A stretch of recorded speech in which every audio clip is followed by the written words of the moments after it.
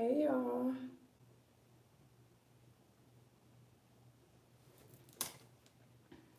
I got a new brow pen to match my new hair color, so we're gonna try this out. I'm having a major breakout, you guys, so bear with me. That's how you know I really fuck with y'all. I'm showing y'all my eyebrows. I don't even fuck with my eyebrows. I want to get my eyebrows microbladed, and I found a lady to go to. She does really good.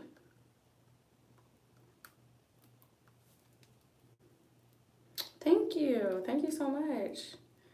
I dyed it myself.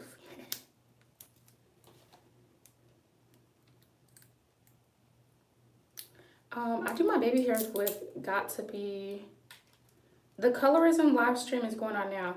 I did my makeup with Got to Be, my baby hairs with Got to Be glued. The black tube. Yeah, I literally, okay, so that's what I was going for, was like a ginger color. So I used Cajun Spice by Adore. And what's the other one called? I can't think of what the other one is called, but I mixed them. But I have a tutorial coming on this hair color actually.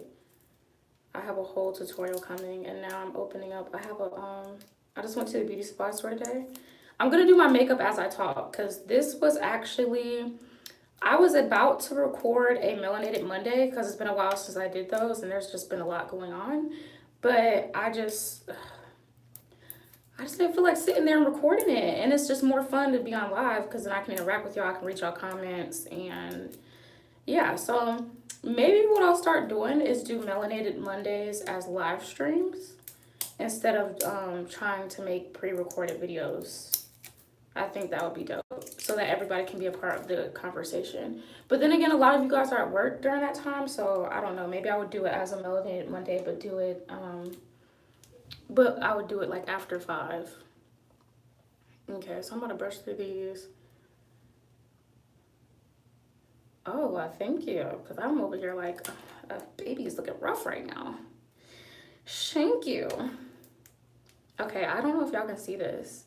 It's like gingery, just like my hair. So we're gonna see if I like this, because I don't know if I'm gonna like it.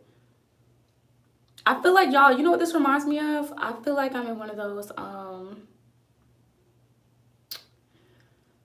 what is that they be doing for, I think it's Vogue. Ooh, this is real gingery. Okay. Baby is nice and orange. Jesus. We gonna rock with her though. I'm about to be like Mary Jane off Spider-Man.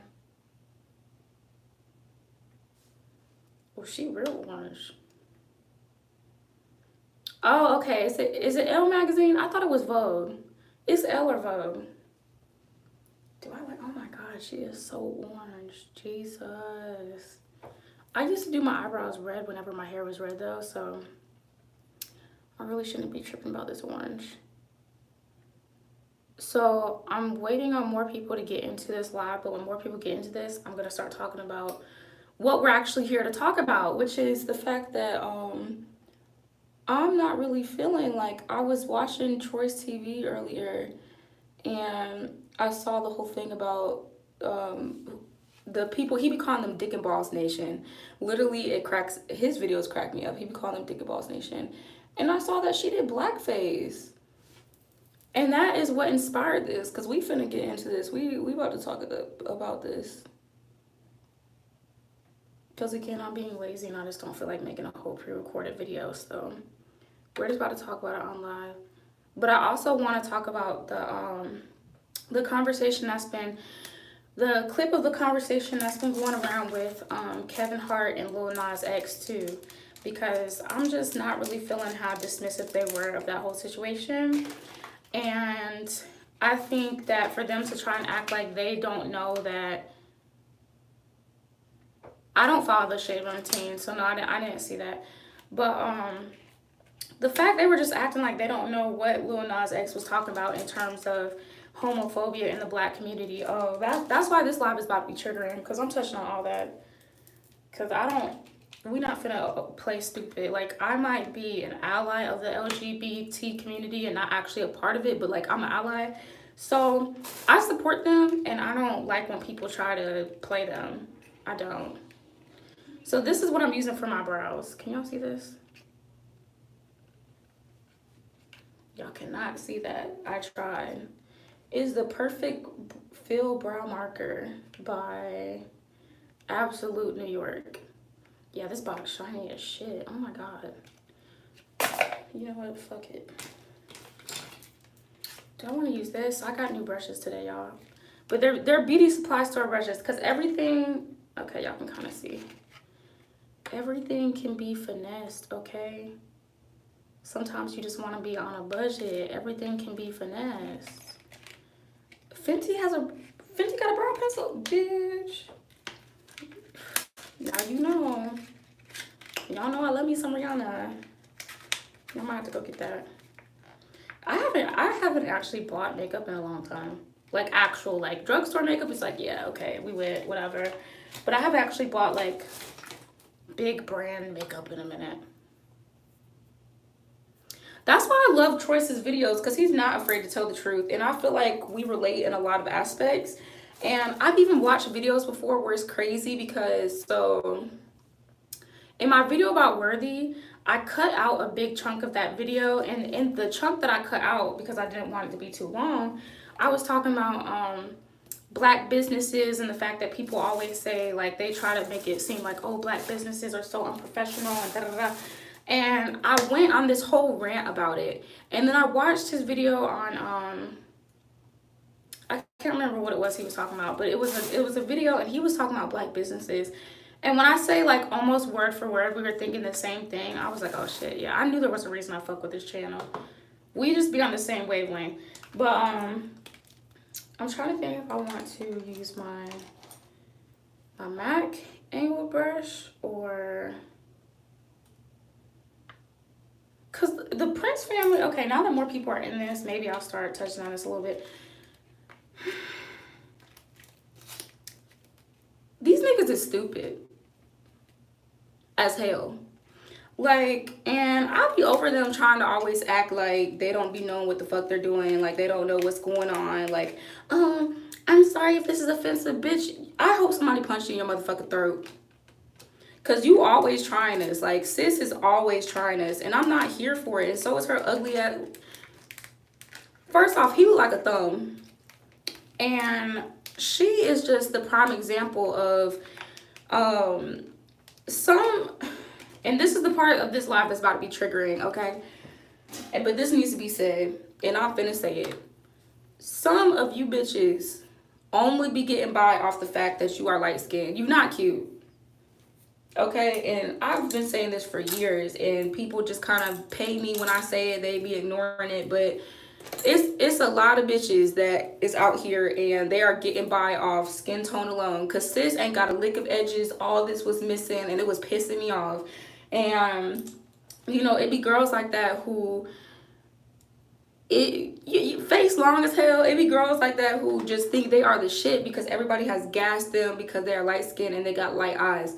And sis is not cute. She like a regular basic ass country bitch. Like that's what bitches in North Carolina, like from the country, who never experienced the city of shit, who are used to being, they're the it girl, and they're like so attractive and so pretty because they're coming from a small town, and they look exotic because everybody in their towns is fucking white trash and either white or black. So there's really no like, there's nobody who looks like different in their towns. Like she's like small town cute. This is not like no like, oh, you a bad bitch cute. This is not like, oh, this sis like fucking Kaylani and this bitch cute. This is not none of that. This is, you are small town, barely get by cute. Okay? You are all the niggas at the trailer park think you a bop cute. Okay? Like, I am over this whole, like, and the thing is, it's not just her. It's not just her. Like, it's not just her. Because it'd be a lot of these light-skinned girls who think that they are just the just literally the epitome of a bad bitch just because they are light skinned, and people hype them just because they're light skinned, and they be looking average and below average at that. Y'all, I'ma say it, okay? I'ma say it because I feel like the reason that this conversation, people be trying to kind of like ignore it and stuff, is because most of the time they're used to it coming from dark skinned girls. But y'all see my skin color. I'm literally in the middle. So this is coming from a completely different perspective. And it really be a lot of bitches just getting by off skin color alone, and then niggas will hype them just off skin color alone or hair texture or stuff like that, and bitches be looking like whole ass rats in the face. Because if we really want to take it there, and this is no shade, but this is just all honesty, Drea from Basketball Wives, she's not all that cute in the face. She the light skin and got a banging body. And the list goes on. Like, there's a bunch of women out here that people hype like so much. And I'm over here. I can't even focus on my makeup right now. But people just hype them so much that they think that they're the shit, and they think that nobody is touching them. All the while, like, these girls don't be like, it's not like they be top tier bitches.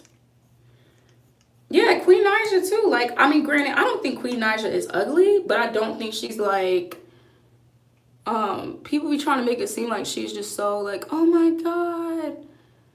Sis is definitely like, she's attractive, you know, but it's not like, she's attractive, but it's like very basic. Like, Queen Naija is not like something, and this is no shade, because I really actually like her music. I never liked the couple channel thing, because I just don't like couple channels, but I really think she's very talented. Now, granted, I think she has hit a standstill and she's not focused right now, and it is kind of like we want more from her. But when it comes to looks, Queen Naija is very basic looking to me. Like, that is a very average looking light skinned woman, and people will hype everybody because they're light skinned.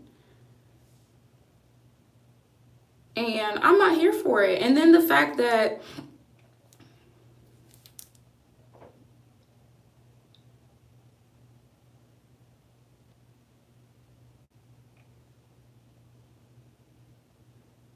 Laura Govan. Oh yeah, she's not cute either, y'all. Yeah, I think the same thing. Sometimes, no, I don't dislike Drea. I just don't think Drea is like, oh my freaking God, bad in the face. Like, I'm not saying she's ugly. She's just not like, I wouldn't, if I seen Drea out and, you know, she wasn't famous, I wouldn't be like, oh my God, she's so fucking pretty. Like, I wouldn't be like that. I seen regular girls as cuter than Drea. So, I mean, it's just, like I said, like, people just be hyping people because of the color of their skin. Yeah, no, Queen looks cute sometimes. Like, I'm not saying Queen is ugly. I'm just saying she's an average looking female. Hell, I'm an average looking female, but I'm not about to act like, you know, I just know as a,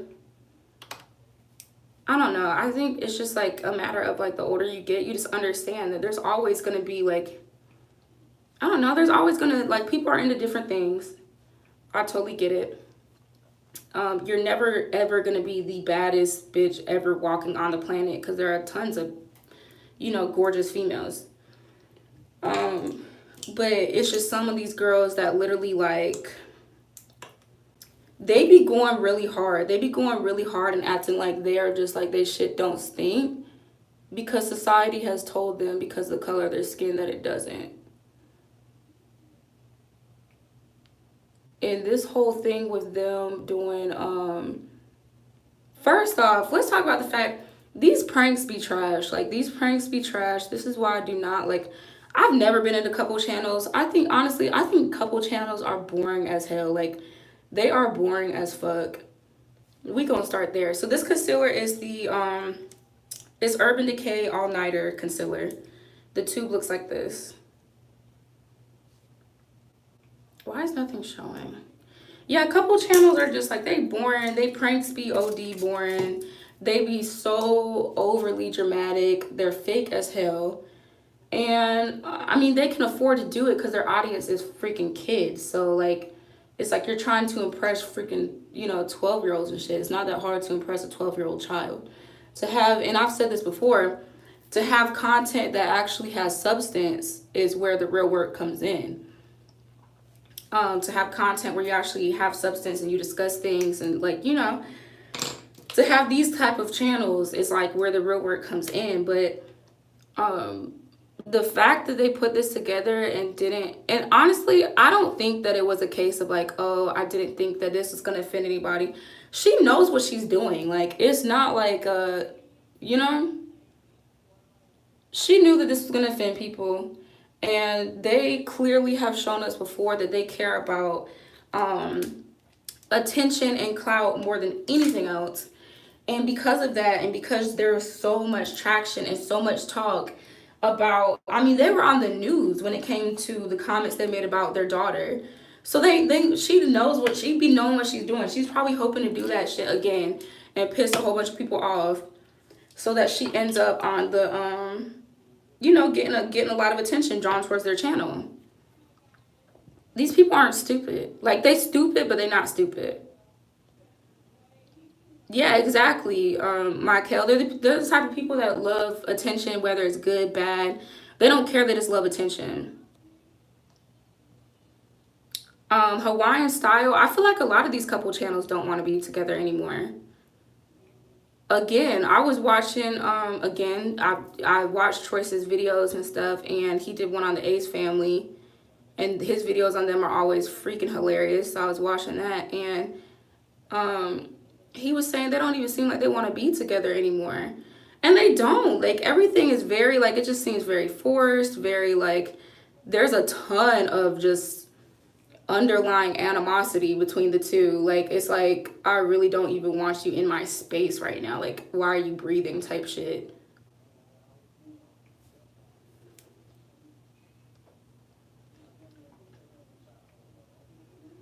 Yeah, the Ace family gives very awkward vibe. Yeah, and then, okay, so this is my issue with the thing with, because I'm kind of getting off topic. This is my issue with the whole, like, with Bianca and, what she was doing is like, you're gonna try and say like you want to look unattractive, right? And part of you wanting to look unattractive was to make your skin darker. You had to do that to, because sis, you could have sat there and not dressed up and you still would have been just as unattractive. So I mean, that's the real tea. You didn't have to add no extra melanin to be unattractive, because you are already ugly from the outside in. And I normally do not be trying to call people ugly, but that is just like the shit that she be doing makes her just like, personality wise, just like, it's just ugly. Like, I can't even believe this woman has kids. Like, I feel bad for the kids that they're gonna have a mother like that. For real. I really do. I feel bad for the kids that they're gonna have a mother like that and a father like that, who are just so materialistic and so shallow.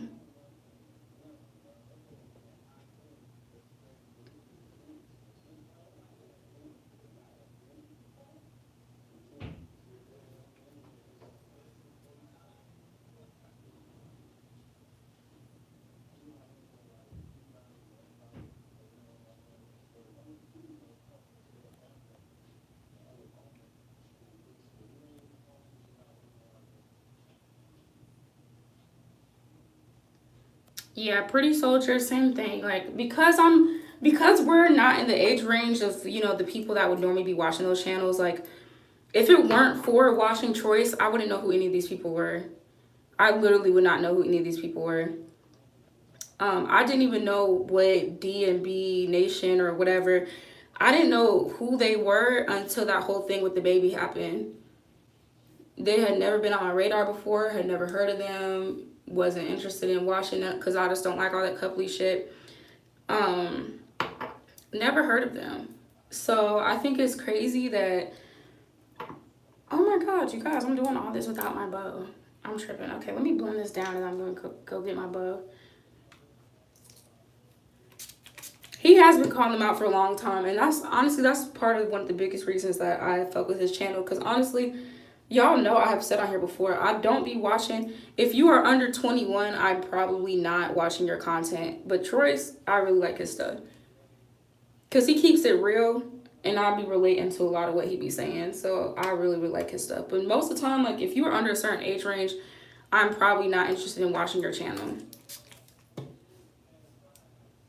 And that's literally just that on that. That's no shade. It's just that we just be interested in different things, like completely different things most of the time. But anyway, just to get back on topic, the fact that she, it really speaks for how she views dark-skinned women. The fact that in order to make herself unattractive, her way of making herself unattractive was to melanate her skin and just make it this whole like ghetto, like just caricature. And it's like, wow, like that's what you really think of black women? Are you for real?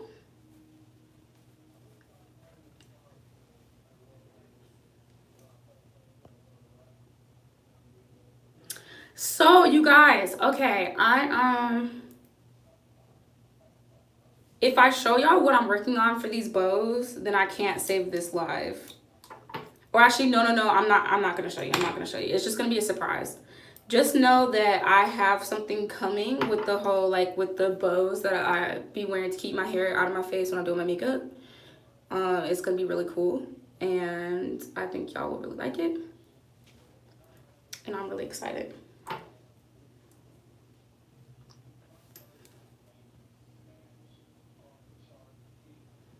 Yeah, and that's what I've noticed to Shay 91. Like, I noticed that there's a lot of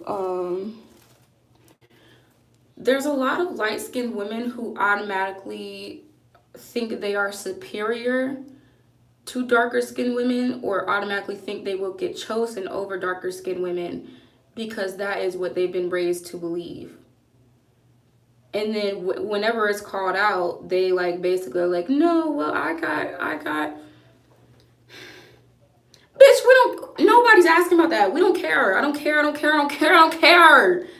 Y'all always crying light skinned tears anytime somebody's talking about colorism. And I get it. I get it.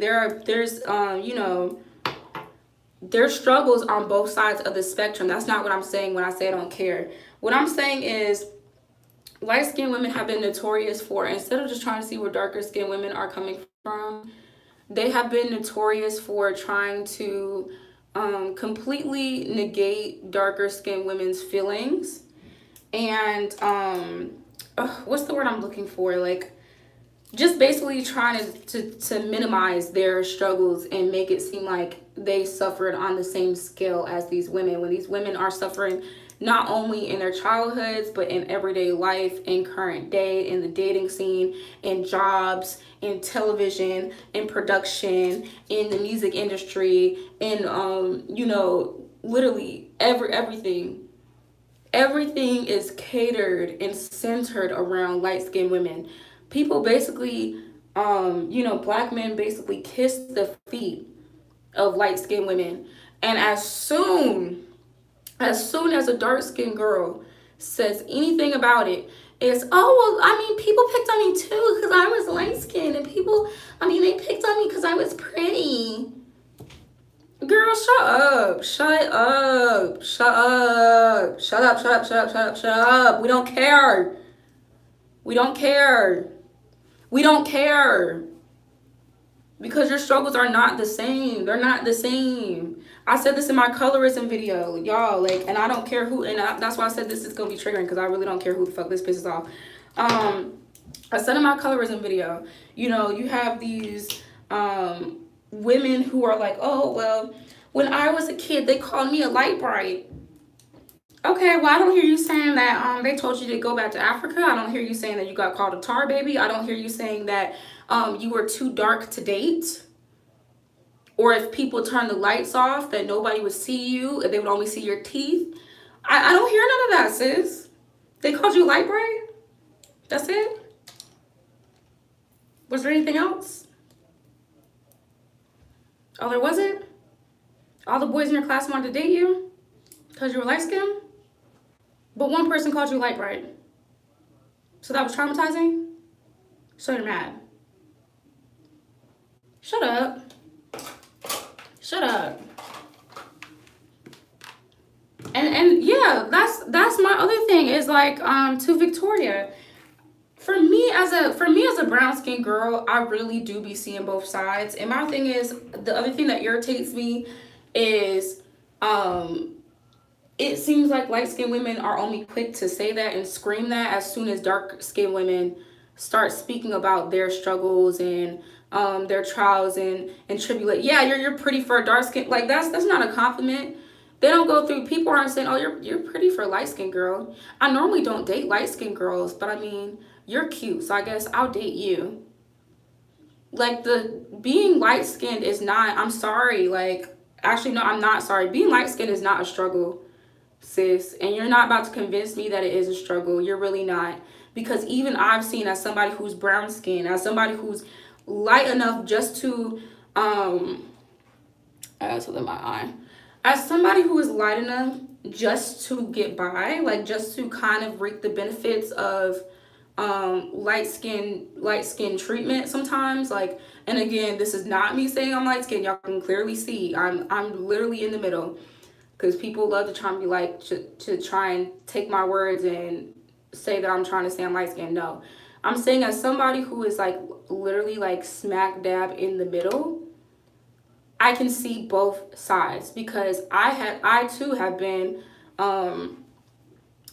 a victim of colorism before, because sometimes it was like, oh, okay, especially when I was in the clubs. Oh my God, it would be like, okay, I'm too dark in the club to get pulled, but I'm not dark skinned, but I'm too dark in the club to get pulled. Or if it's like something that's a daytime event, because the thing is, like, because I'm brown skinned during the day, you know, of course, if there's events and stuff, you can see me clearly, whatever. If I go into a nightclub and it's dark, I'm brown skinned. My features are just a tiny bit harder to see than somebody who is literally directly light skinned. So I've experienced that before. But I've also experienced being light enough to where niggas was thirsting over me just off the fact that they want to be able to say, oh, well, I date a light skinned girl, da da da da, whatever, whatever. Or where I was walking on campus at A&T and guys used to be yelling, hey, yo, light skin. And it's like, nigga, ain't nothing about me light skin, but you are so pressed. You want to be able to say you talk to a light skinned girl so bad that you are literally pressed to try and force me into this category that I do not fit in, because I am visibly not light skinned. You are willing to try and force me into this category just so you can be able to tell your boys, oh, you talk to a light skinned girl. It's so cringy. I mean, I know that black people do tend to consider some brown skinned girls light skin. I don't know why, because I feel like brown is brown. Brown is not light skin. It's literally like directly in the middle. But I have noticed that depending on the person, I just get different things. So I've experienced it from all angles, but it just really irritates me. Like, me as somebody who can reap the benefits of some of light skin privilege, and as somebody who also, depending on the person, has experienced some of the colorism as well, me being directly in the middle, I'm able to really see the conversation from both sides. And I'm able to not, because I've witnessed it and I've lived it, I'm really able to relate to darker skinned women when they are saying, like, when they are expressing their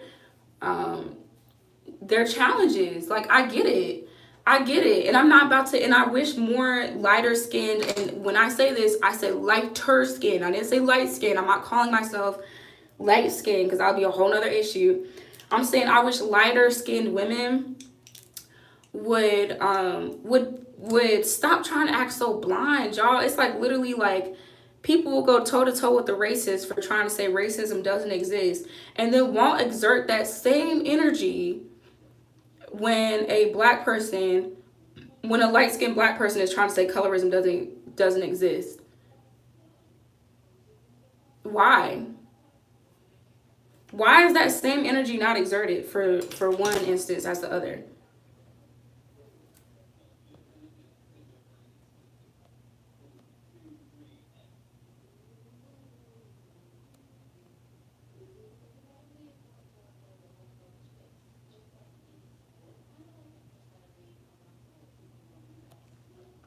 To the future Miss Mahogany Bosman.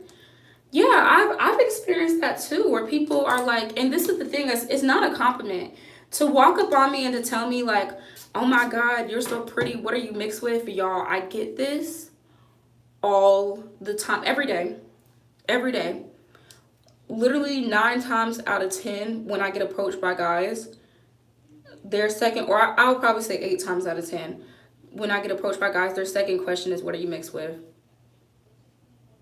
And I hate it.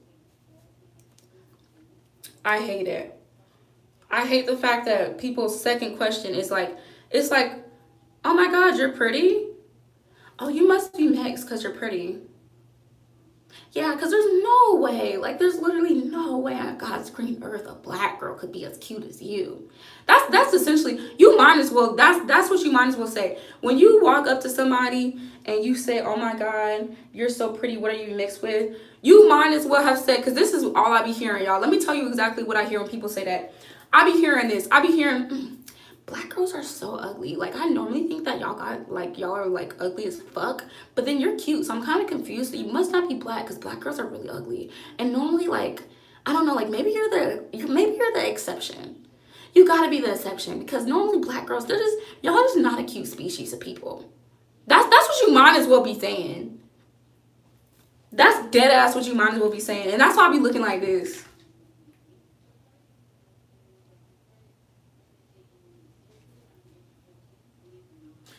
Get the fuck out of my face. Once you say something like that, like once you say like, oh my God, you gotta be mixed, you're cut. And I'd be so serious. You're cut. You're done. Cause I'm not with that whole like, oh, fetishizing mixed girl shit and acting like, if a girl is black, there's no way that she can only be black, because if she's pretty, then she must be something else with it. Something else had to attribute to the fact that she's pretty, because it can't just be her blackness alone. There's just no way. Bitch, what? Bitch, what? Like, get the fuck. I really do not be here for, oh my God, it's hot as hell in this bathroom. I need to turn my AC on. I really do not be here for that. I really don't. I really, really don't. So I was not feeling the fact that, hold on, you guys. Got something in my eye. So I really wasn't feeling darker skinned women are only seen as attractive if they are erotic or perceived to be from another country. Apparently, being Afro-American isn't good enough. Yeah, and I don't get that either. And you know what I also don't get? And I spoke about this in my colorism video too. If men are so obsessed with exotic women, okay? If you want an exotic woman and you are an American man, then any woman that is not from America should be exotic, including African women, Ethiopian women, Jamaican women, Bahamian women, what else? Trinidadian women, Congolese women. Like, everybody should be, I mean, that's exotic. That's very exotic. Because me as an American, if I meet somebody who's from fucking Congo, I'm gonna be like, oh my God, like, you exotic ass bitch. Like, yes. I'm not gonna be like, but you're not light skinned and you don't look Arabic, so nah. I was thinking like more Kim K exotic, because that's the only exotic that counts. Like, what? These black men only like non-black exotic women, literally. That's all they like. That's all they like. If to them, if you're not, if you look black, then you're automatically canceled out and exotic. You could have a whole ass accent, only been in the States for 2 damn days, and Stacy would be more exotic to them than you are because you just look too black. And I don't get it.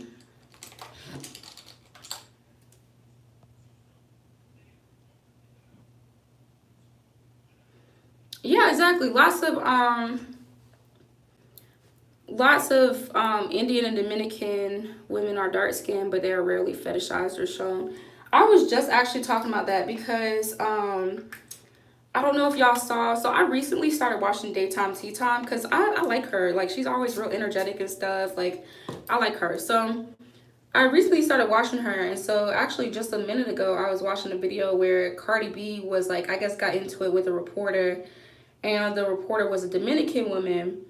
And so Cardi B issued a, like an apology. And she was just like, I know how hard it is for us as Dominicans, like as basically as Afro-Latinas to be portrayed on these Latin channels. And it's so true. Whenever I used to see, like, and even now, whenever I see Telemundo or anything like that, they dead ass only have very whitewashed looking Hispanic people on there. I have never in the history of ever growing up seen an Afro-Latina on Telemundo. Ever. Ever. Ever. Ever. Never. Cardi is Afro-Latina. And people be trying to say she not, but honestly she is. Dominicans, to me, y'all, Dominicans, and I don't care who disagree, Dominicans are black. They hate to be called black, but Dominicans are black. And I also feel like as black people, we gotta stop picking and choosing. One second we want people to claim their blackness, then they claim it, and then it's, oh, you're not really black, you're not a black woman, you're not black, you're not black. But then if a Dominican says, don't call me black, I'm not black, everybody like, sis, you're black, like you hate yourself, you da da da da. Y'all black. Y'all are black.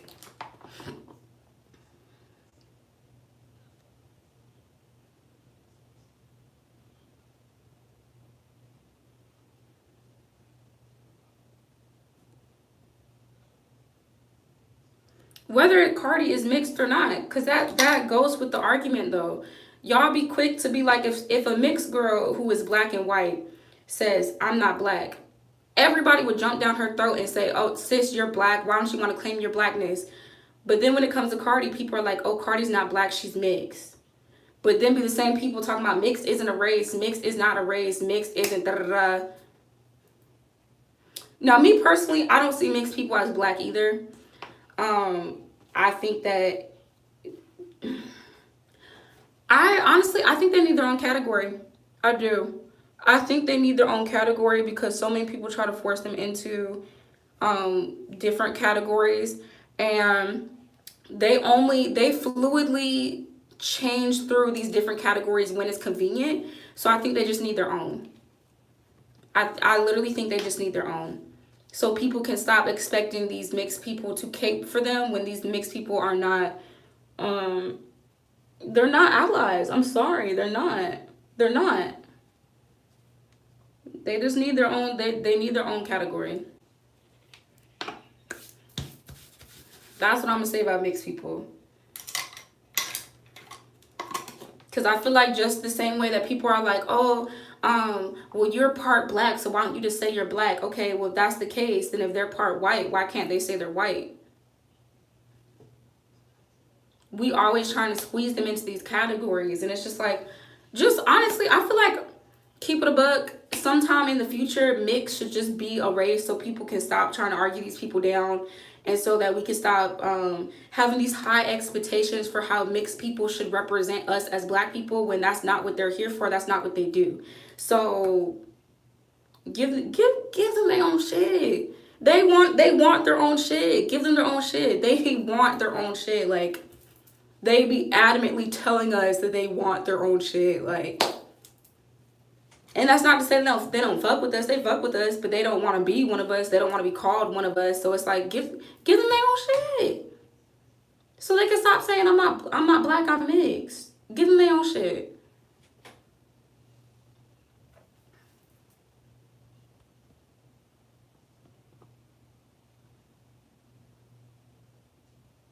I'm not saying mix always equates to being racially ambiguous, because it doesn't. I've seen some mixed people who phenotypically you would think that they were one race, you know?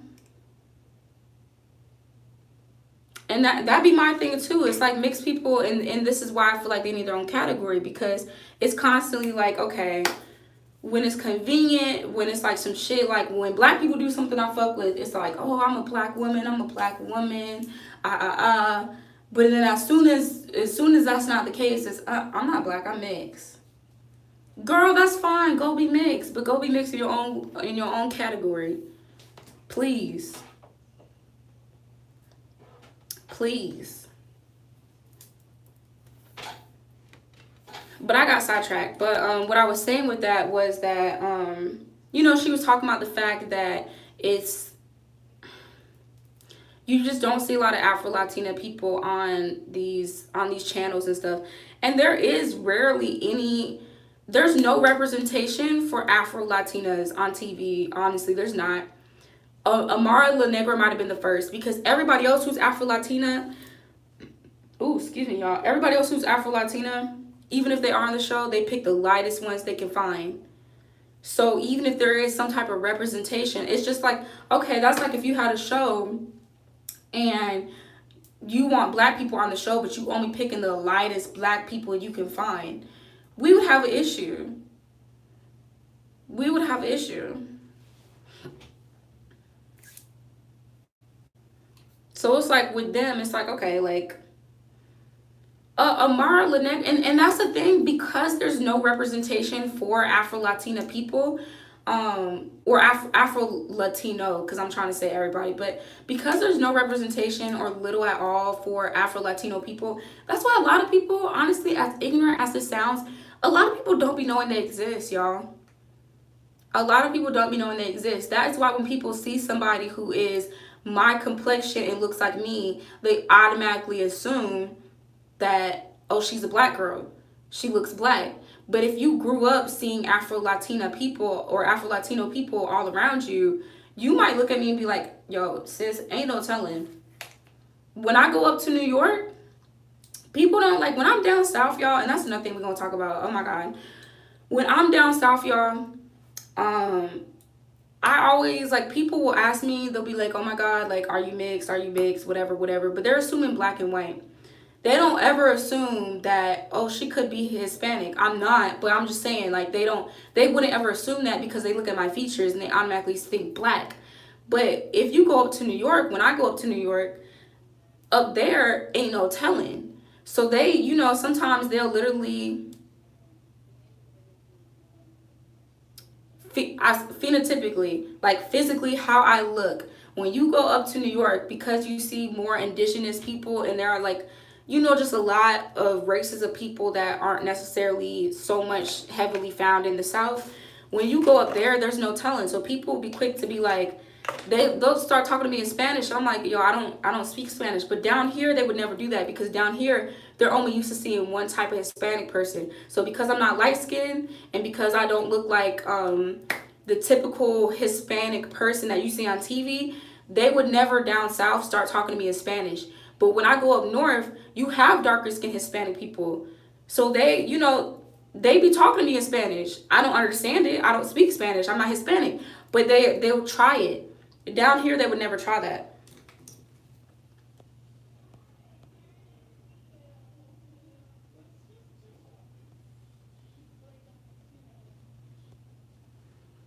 Black people always want to say everybody black, because people do be black. And people be trying not to claim it, but they be black. Dominicans have black blood coursing through their veins. Like, y'all not about to tell me Dominicans are not black. Oh, well. Because if that's the case, like, and this is my thing too. If you're going to be like, oh, Dominicans aren't black, then the minute that they say that they aren't black, don't go argue them down.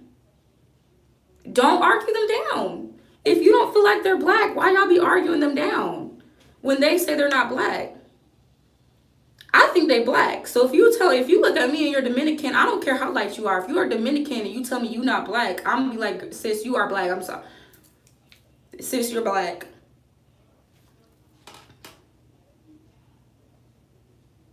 Native Americans are definitely, they're their own race. Native Americans were before slaves started to be brought over here. They were already here.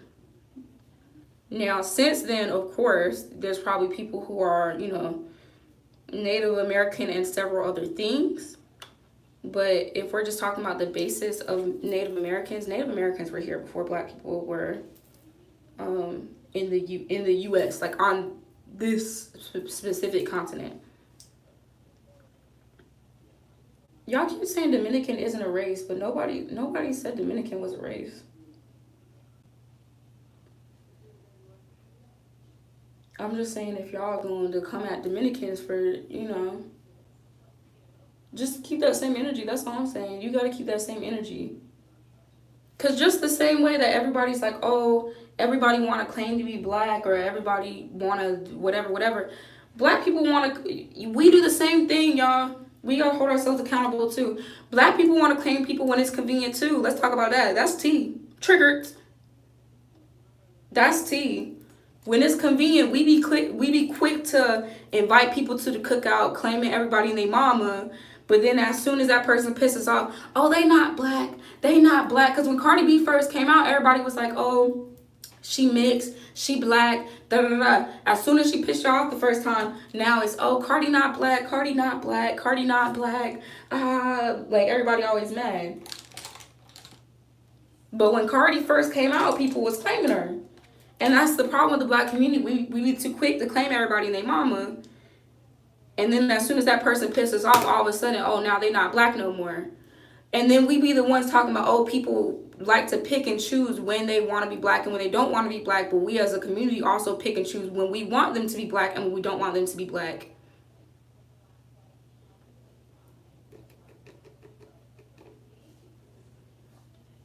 But this live is not about Cardi B. I'm just saying that was just, somebody brought that up. But this live is not about Cardi B. But what I do want to say is that when it comes to, now I do like Cardi B though. I'm not saying that to diss her or anything like that. I like her, but this live is not about, that's not what this live is for.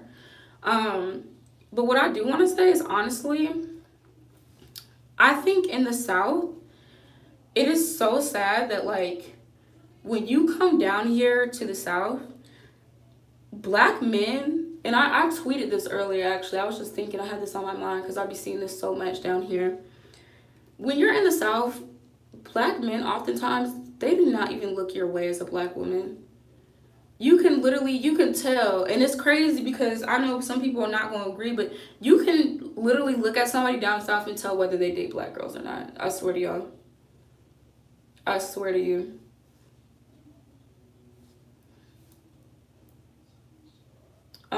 It's a whole vibe. It's a whole vibe. I work in a nightclub right now, in a bar, and when I see these Black men come in with these nice cars, nice watches, they shit together, they business owners, guess who they be having on their arm? A Latino girl, a mixed girl, a real light-skinned mixed girl. And honestly, most of the time, really not even a light-skinned mixed girl. Most of the time, it's a Latina girl. They do not be effing with us. And I think it's so crazy that when you come down here, literally, like, y'all, if you get what I'm saying, you get what I'm saying. It's a look. And oftentimes, oh my God, what is in my eye? Oftentimes, literally, you can look at a dude down here and be like, yeah, he don't date Black girls. And not only is it a look, it's a vibe. Like, they give off this vibe. They're very dismissive of you. They don't really look your way. They don't really pay you no attention. But then let it be a Latina girl and they all in their face. They're very nice to them. They're very kind. But then when it's you, no ma'am, you might as well be invisible. They literally will act like you are invisible. You do not exist. You do not exist. And then you go up north and it's like, yeah, the racism up north presents itself in a lot of different ways. But when it comes to the dating pool, I literally have noticed that in the South, when it comes to the dating pool, I'm gonna kick it to y'all like this. I'm gonna keep it 100 because I'm not saying that all Black men don't like Black girls down here. That's not what I'm saying.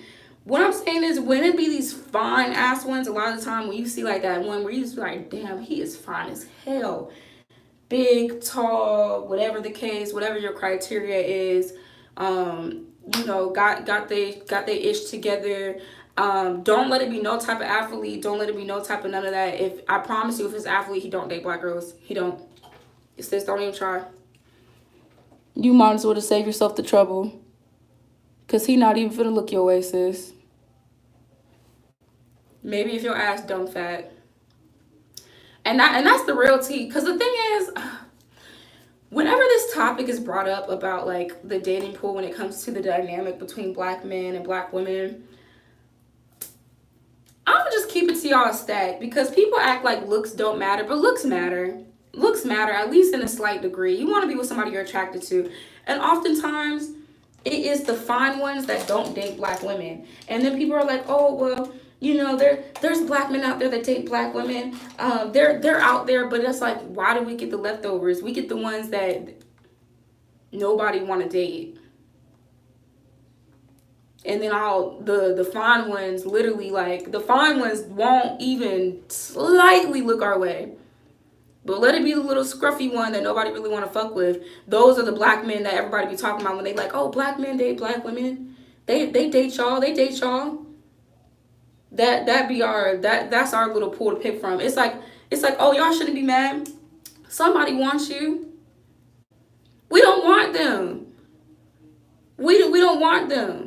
Why is it that when it comes to the Idris Elbas of the South, the freaking who are men I can think of who are just so fine? Like, honestly, y'all, I think Kevin Hart fine in the face. I'm gonna keep it a buck. 50 Cent fine in the face. 50 Cent and Kevin Hart would not touch a black woman if she was 50 feet.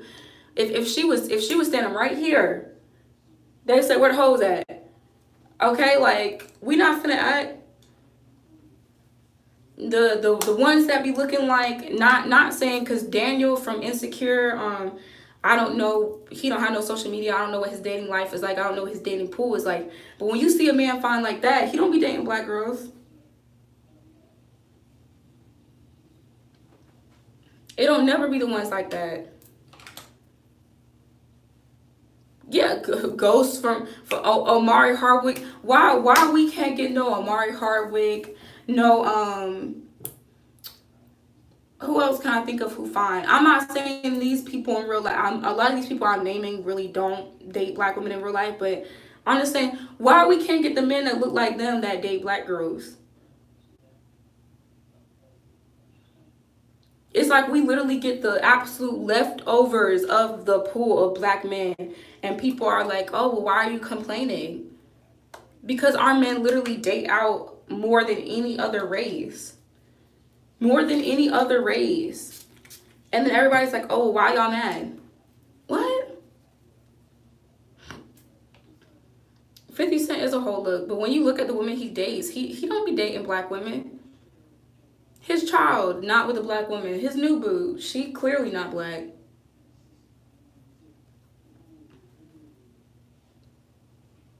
You know? It's like, why do the other girls, everybody else, get to pick from the finest of finest black men, y'all? The finest of fine. Because if y'all tell me looks don't matter, I know you motherfucking lying. The finest of fine black men. And then we as black women, when it come to us, it's like, y'all can have whatever's left, but none of these men like black women, so I mean, yeah, you're kind of fucked. So either you gotta date somebody you're not really attracted to if you do want to stay within your race. It's like, I either gotta date an ugly, and I'm sorry to say it, but that's just true. It's like, oh, you either gotta date an ugly or you just gotta start dating outside.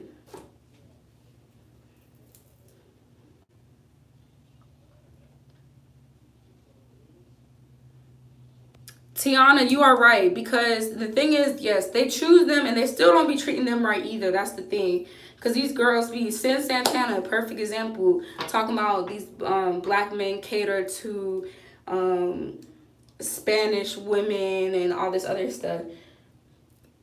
Now, she wasn't wrong, because they do. They definitely do a lot more than us. But at the end of the day, a dog is still a dog.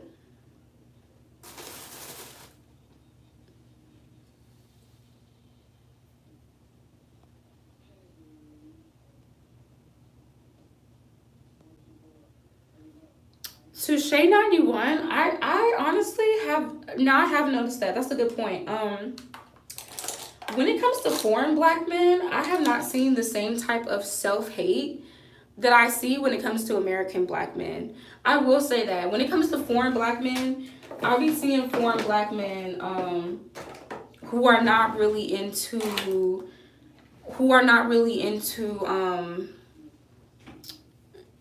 you know, dating out as much as American black men. American black men act like black women are just like, if I can't find nothing else, then maybe I guess, fuck. Don't know how I ended up here. But then you see, like, for example, I went with my friend to an African club, and when I went with her to this African club, yo, when I say them African men were loving on their African women, they did not look my way not one time. Cause I mean, you can look at me and tell like that I'm African American. I feel like literally when it comes to Africans and African Americans, like I don't like we're all black, yeah, but phenotypically, like when it comes to our physical attributes, we don't necessarily look the same. Like if you really pay attention. So I feel like you can look at me and kind of tell like that I am African American, and so. Y'all, they was not paying me no mind. And when I say honestly, I loved every second of it. I loved every second of it. I loved every second of seeing men love on these African women and not flocking to the lightest thing in the room just because they're in the room. I was here for it. I was so here for it.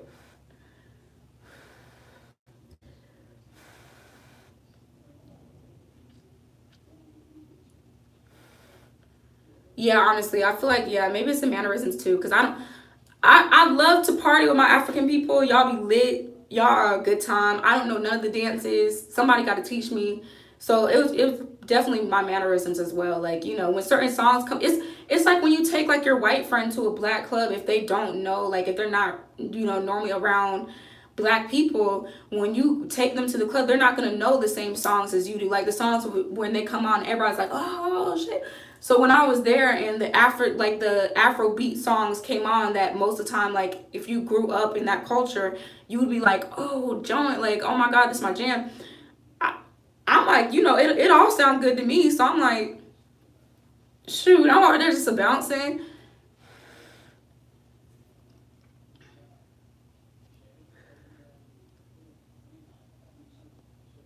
Wow.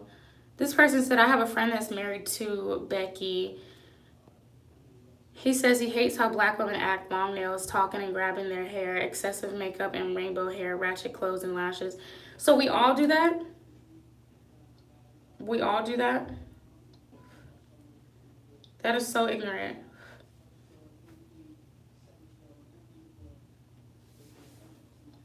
I can't put this on camera.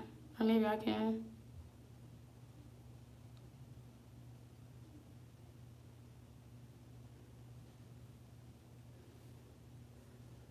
I just became a whole new bitch. Don't push me, cause I'm close to the edge. Okay, I just became a whole new bitch. I come alive in the nighttime.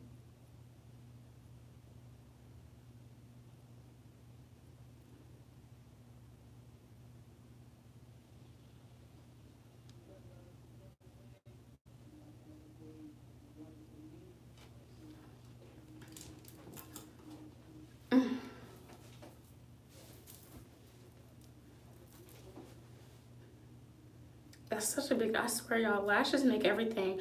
I've been really into putting blush on my nose lately too. I really like that look. I think I might curl this hair for this wedding tomorrow.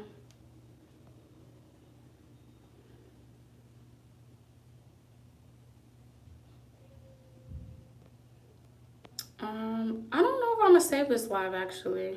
I might not. Or maybe I'll leave it up for like a day or two. Wow. He says he hates his daughter because she's super ghetto. This is such a self-hating man. And Jane Doe, you right. And I said this in my colorism video too. It's like you know, the reasons that black men be dating outside of the race are so weird to me because they date races of women that act like us, but it's just okay when they do it. Okay, I be seeing some crazy ass Hispanic girls out here fucking they niggas up, be fighting them in the streets and shit, cussing them out, popping up at their job, fucking their brother, cousin, sister, mother, everybody. And these black men will still, oh my god, I love her. That's, oh my god. Oh my god, I never want her to leave. But if it was a black girl, it would literally be like, this ghetto ass fucking bitch. This bitch is so fucking stupid. She's a hoe. I'm done with her. She's so angry. She always bitter. She's jealous. She insecure. But when they do it, it's, you know, oh, she loves me so hard. She just loves me so much. Self-hating. Right. It's so sexy when they do it, but when we do it, it's like it's literally the end of the world. It's literally like I cannot F with you anymore. You are ratchet. You are ghetto. I don't want to be a part of this. Like ew. But as soon as they do it, it's like you are just so turned on.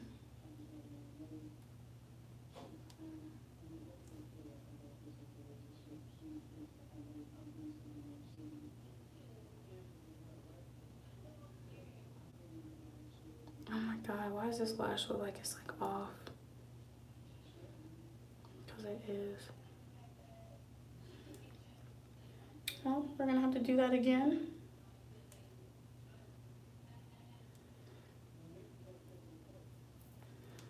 And y'all, let's talk about honestly athletes to be specific. Honestly, I feel like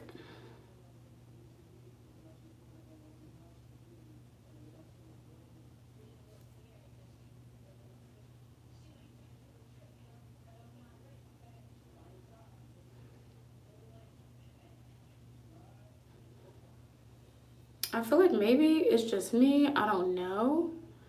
But I feel like athletes have to be probably the most, like, out of all the black men, I feel like athletes are probably the most self hating.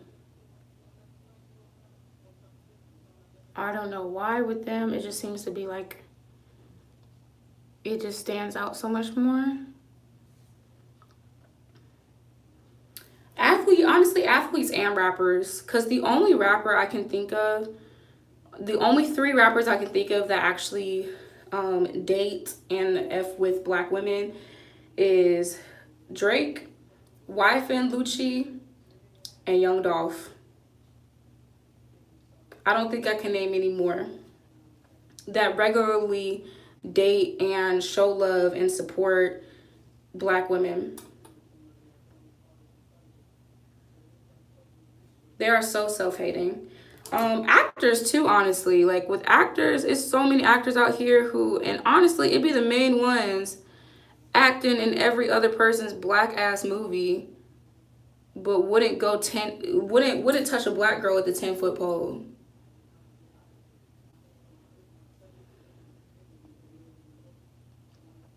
Y'all are saying Kendrick Lamar, but I don't know. Maybe I mean I don't really know a lot about his dating history. I could have swore the girl he's with now though is not black.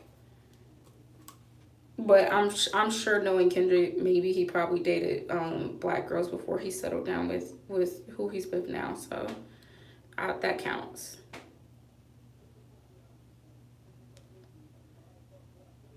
And I just think, I think it's so sad. It's like, we literally are advertised as the bottom of the bottom by our own men. It's almost like they be mad if they end up with a black girl. And that's why, honestly, I think that's another reason I like Drake so much too, though. Because, I mean, not only is he literally fine as hell, J. Cole not with a black girl either. I don't know what his dating history was like before her, but he not. I did. I took him off. I got to redo him. I still love J. Cole, but I definitely could have swore that his fiance or wife, whoever he's with, isn't black. But y'all, I done seen Drake date everybody under the sun. And honestly, you know what? I don't know what it is, Megan, but I've noticed that too. I've noticed that a lot of the when dark skinned women and brown skinned women, a lot of the time when we get love, like it rarely ever comes from darker skinned men. A lot of the time, any light skinned men that F with us.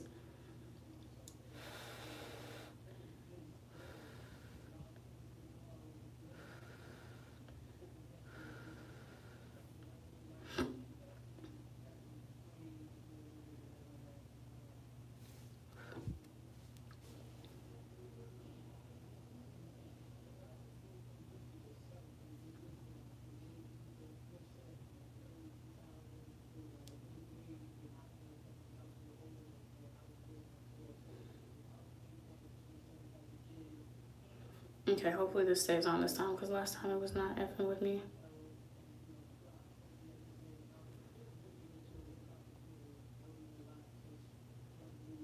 Honestly, to Alzaria, I noticed that too. I get literally, I think Latin men, depending on which ones, because they can also be super, super colorist. But I've also noticed like Latin men be loving black women.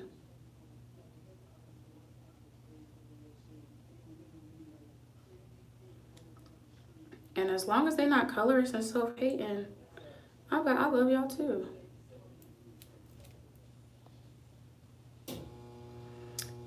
To Lumi, Chrissy, let me see if I can find your comment again.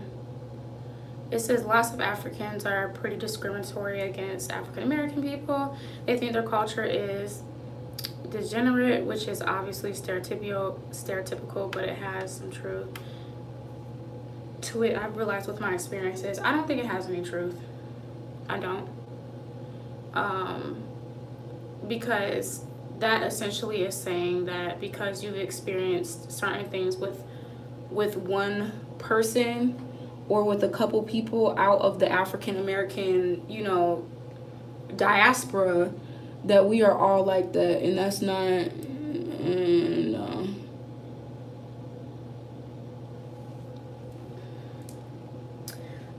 I do think though that a lot of, and I've discussed this as well in previous videos, there is a lot of tension between African Americans and African people. I've seen this talked about on YouTube a couple times. I've talked about it. And yeah, I think I definitely see the tension. I've seen the tension. I've experienced the tension.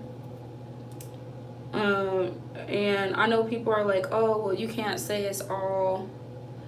It's weird because, when we call it out, then African people are like, oh, you can't say it's all of us, but then you say it's all of us black people when you're like, you don't F with us. But then when we call y'all out on the issue, is, oh, well, which Africans are you talking about? Okay, well, y'all don't name which African Americans, like what states you're talking about when you're talking about us. African American people from where? We're all one big group when y'all talk about it. But then as soon as we're like, I kind of noticed that like there's some tension between, African Americans. As soon as we say that, it's, oh, but not all Africans, so which Africans are you talking about? Okay, so which black people are you talking about? Because it's not all of us either.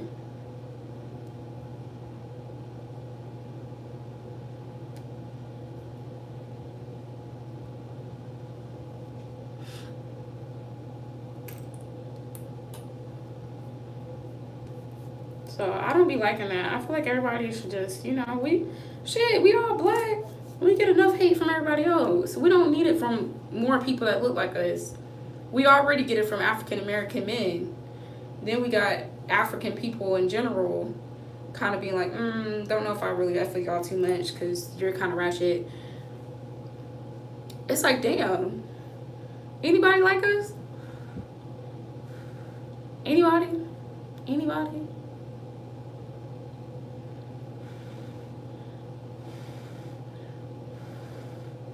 I had something. Okay, I was gonna talk about the Kevin Hart thing, but I also want to talk about oh my God, what was it? Now it slipped my mind. I had something else.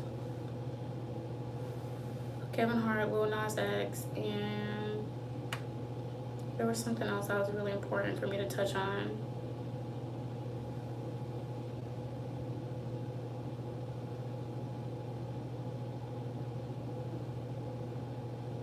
I don't know. Maybe it'll come back to me.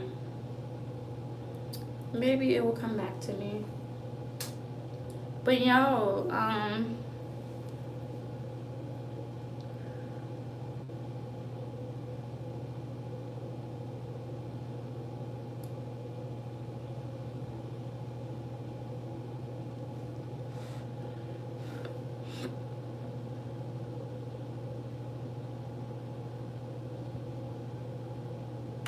y'all, on a completely random note though. So I went last weekend to a party for one of the Hornets basketball players in Charlotte. And going back to this whole athlete thing and the fact they be so pressed over these lighter skinned women, first off, I mean, I already knew how they was gonna be coming, because again, I'm brown skin, I don't have a super fat ass, so and they love curly hair. If I would have on my curly wig, maybe I would have a different experience, but I just, I already knew they wasn't about to be sweating me like that. I'm visibly, black. And so they were just like, the girls were being so thirsty, like, and I just really was like, man, like, if people only knew what it's like when you go to these events like that. Because I think, for, let me not say the average person, because it's not like you gotta be like above average to go to these type of things, or I don't know, I guess you just gotta be in the right circle. So I would say for the average person, like, people are always like, they want to go to these like celebrity events and stuff. I don't like celebrity events so much. Like, I'll still go, of course, for the exposure, but I don't really like them so much, only because it's like everybody just stands around, they try to act so cool, and then 90% of the girls are so focused on getting chose that they're just like standing around acting weird. Everybody's trying to look cool. Oh wait, I think I saw an interesting comment. Okay, let me go back up here. I'm tired of the stereotype that we Africans not liking you African Americans. I have no problem with African Americans, neither does my family. Then again, since I was born here and I have no accent, everybody thinks. Naya, it's not a stereotype though. That's the thing. Like, this is something we're living. Like, we are living the experiences of certain groups of African people not liking us. It's not a stereotype. It's literally like we are basing this off of experiences that we are having with these groups of people. And then when we speak on it, everybody's like, oh, well, I don't mind y'all. So, it's literally like, oh, well, I don't mind you. So what are you talking about? Okay, but you're one person. You're one person. So if I grew up in my whole childhood growing up, or really not even my childhood, because I think it's so weird, because the thing is that I've noticed African people who are talking about they've experienced negative things with Black people, it tends to be centered during their childhood. And then Black people who tend to be talking about they have had negative experiences with African people, is happening in their adulthood.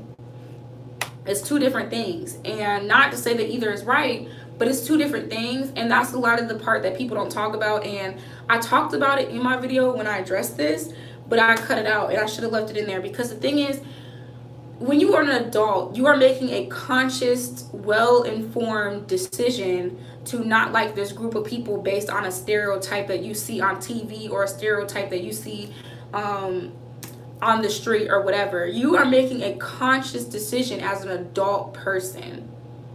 Okay, so and then when you have these kids who are picking fun of African kids when they're younger, it's like it's not just African kids. They're picking on all the dark skinned kids.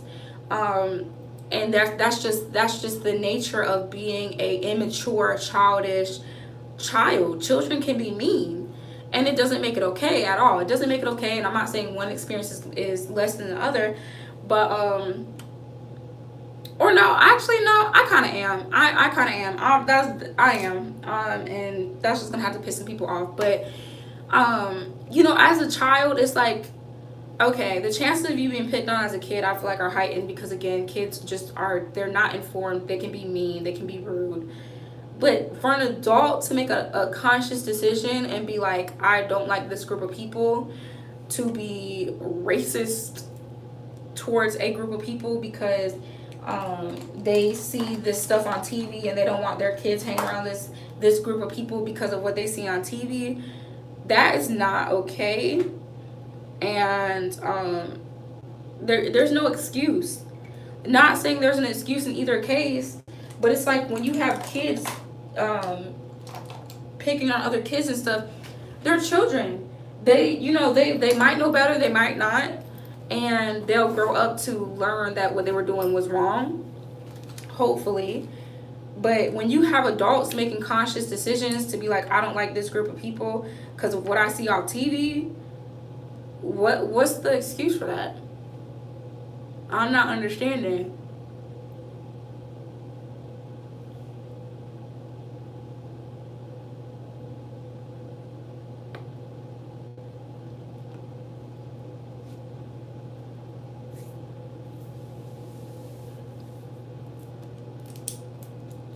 You know?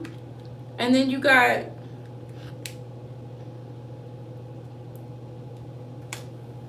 and then you have you just have all kinds of, how do I want to say this? I think that, in the case of fixing the perspective for both groups of people, I feel like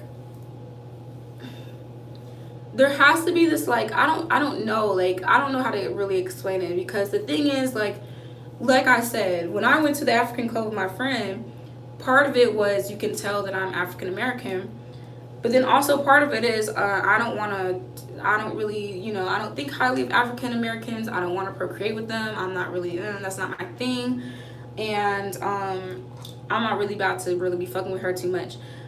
And it's just like, what did I do? I didn't do anything.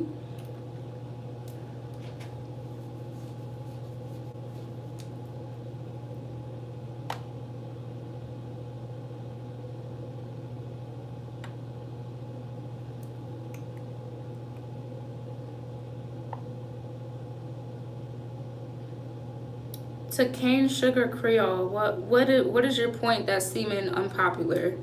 Because I missed it. So what am I missing? Because the comments are kind of going kind of fast right now. So can you? I'm trying to find it, but the comments are going too fast. So can you put it back in the chat?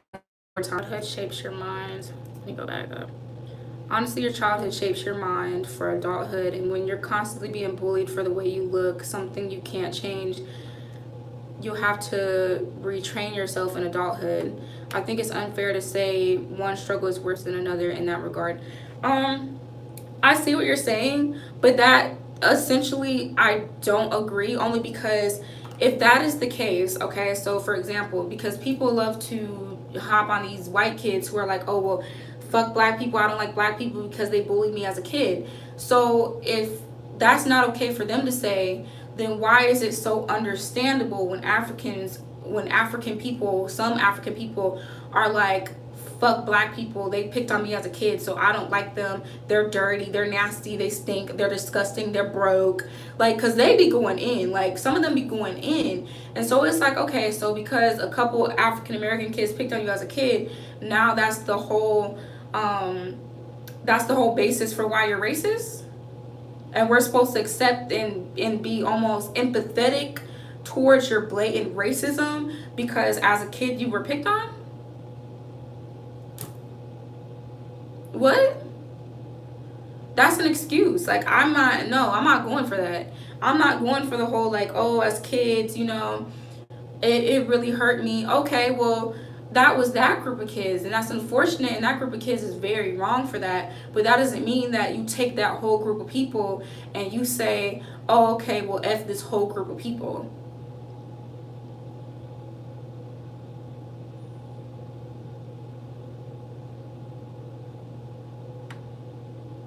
I'm not saying their struggle isn't valid, though. That's the thing.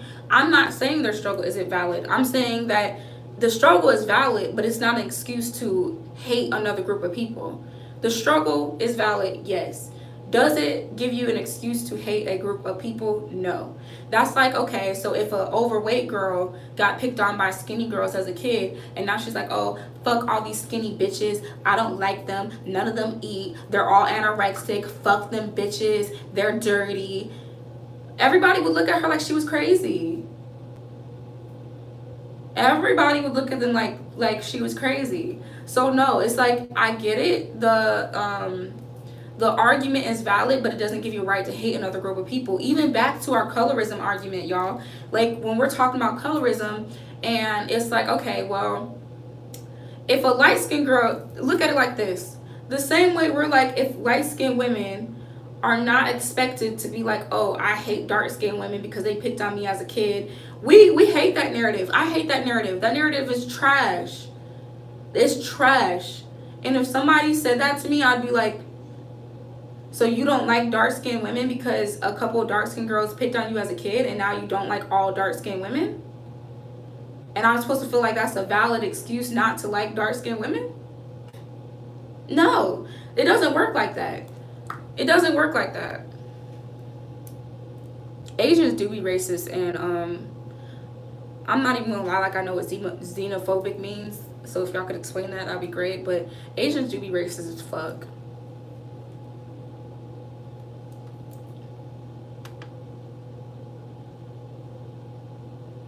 Yeah, and Lumi, I agree. She said, and if I'm being completely motherfucking honest, Africans have a weird type of privilege over Black Americans because we are looked at as a different type of Black people. Honestly, I don't know why.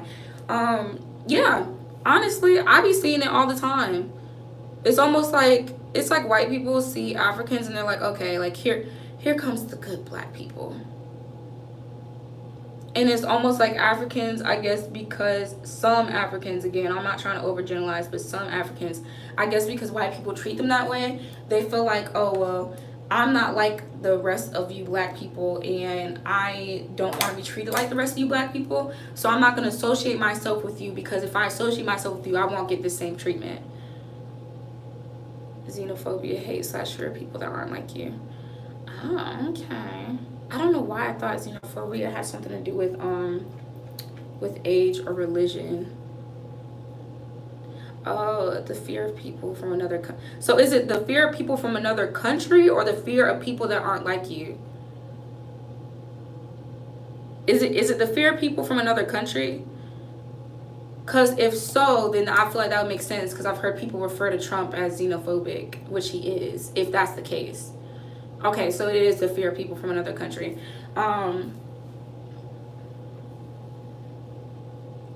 Yeah, that's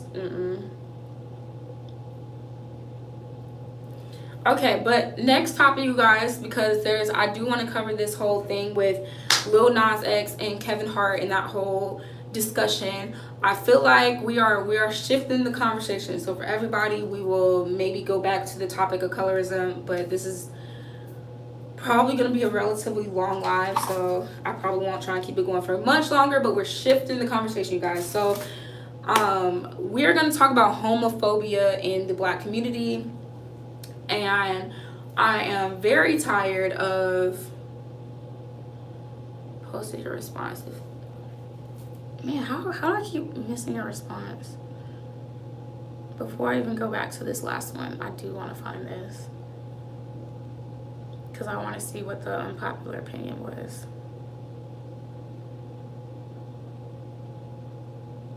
I think maybe it's this one. Black men are being raised by Black women and are growing up to hate them, hating to see themselves in their lovers and offspring. Definitely agree.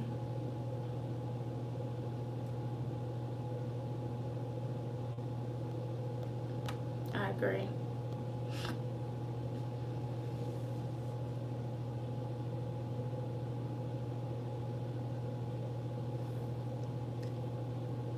Yeah, I really did feel like I'm in that Vogue thing where they do their makeup in front of the thing. But no, so no, so anyway, so Lil Nas X and them, I guess, were on this thing. I guess it's called The Shop or something on HBO. I have to go in and fix this because it's like makeup on this lash. That's how I be fixing. Like if you have makeup on your lash, just put a little eyeliner over it, and then let that dry down. Because sometimes when you put on a pair of lashes, you've already worn before, they get makeup on them.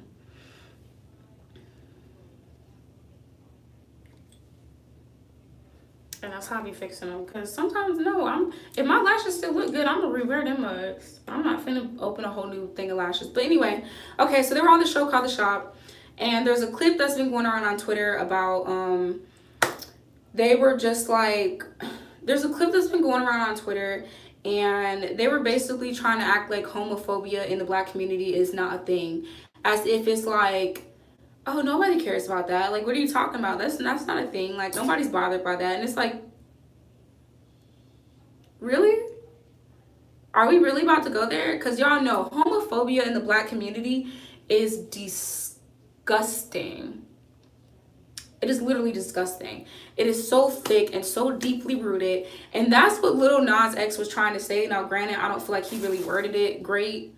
I feel like had he worded it a lot better, that would have been a very defining moment in the conversation. But I feel like he just couldn't really find the words for it, which is okay. He's very young. Like, it's okay. But I really hate that they were trying to make it seem like, oh, like, almost like, oh, like, who told you that lie? As if y'all know damn well growing up in the black community, especially because people, if you grew up in the South in the Bible Belt, or if you grew up in somewhere where it's just like masculinity, like just the intense toxic masculinity that is, Lil Nas X is adorable. I love him. But the intense toxic masculinity that goes on in the black community, we're not about to ignore that. What was wrong with what Kevin Hart said is because the only part that's wrong, I got what he was trying to say. Don't get me wrong. I got what he was trying to say, but he kind of worded it in a very dismissive, like, oh, nobody cares about that. Nobody cares about that. And it's like, no, you have gotten to a point in your life where you're okay with that lifestyle. You don't necessarily, I guess, maybe agree, but you're okay with the lifestyle. But don't act like growing up, it wasn't like a defining moment for a lot of people. You know, you got, if y'all watch Pose, and I know I bring the show up all the time, I love this show, but you got people being kicked out of the house for being gay, thrown on the streets for being gay. You got people, family disowning them for all kinds of things. So it's like, you're not about to sit here and tell me, yeah, they were gaslighting him, because you're not about to sit here and tell me that homophobia in the black community is not a thing. You got these Jesus freak, Bible belt ass, always judging everybody and their motherfucking mama, when I could have swore it says in the Bible you're not supposed to judge.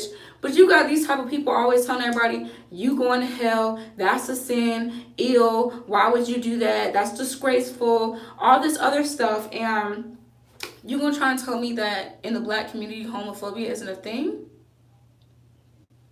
And especially for those two as older black men who I know grew up in a time period where, because even now, the discussion of LGBTQ is still very touchy for people. And that's even with all the progress that bye girl, have a good day at work in the morning. That's even with all the progress that we have made. It's still very, very touchy. Very touchy. So I know that for you, as somebody who was growing up 20 years prior to this boy, 30, 20, 30, whatever the age gap is between them, you're not about to tell me that that's not a thing. Because if y'all in that time, being, I guess Kevin Hart maybe is like in his 40s or maybe close to his 40s or whatever. So him being maybe 13, 14 years old, if he would have told his parents, oh, I like boys, I'm gay, in the time period that he grew up in, you know good and goddamn well your parents would have had a fit. It would have been the talk of the town. Your parents would have had a fit. They would have been ready to box your ass. Like, don't act like it's not a thing.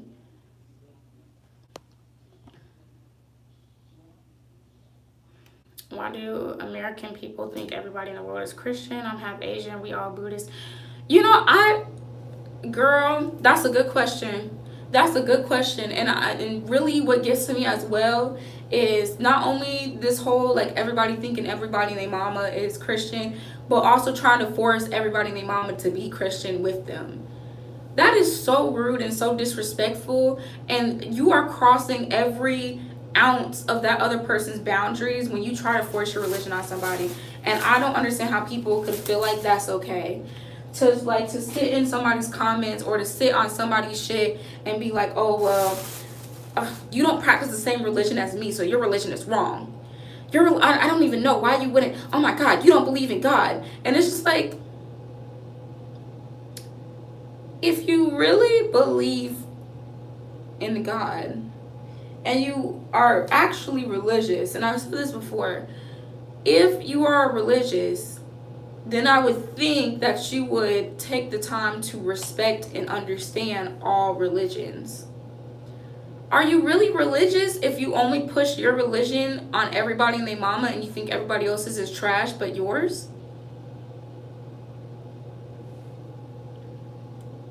Are you? Y'all, I grew up in the deep South, okay? Like, or I don't know if I would consider North Carolina the deep South, but it's getting close. So I grew up in the South. I would say the deep South is more like Alabama and stuff like that. But growing up in the South in a Bible Belt state, it's just like, oh God, y'all, I am so turned off of, what do you call it? Organized religion because of growing up in a state where people are so demanding when it comes to their religion and forcing it down your throat every day of the week. I don't like that. I don't.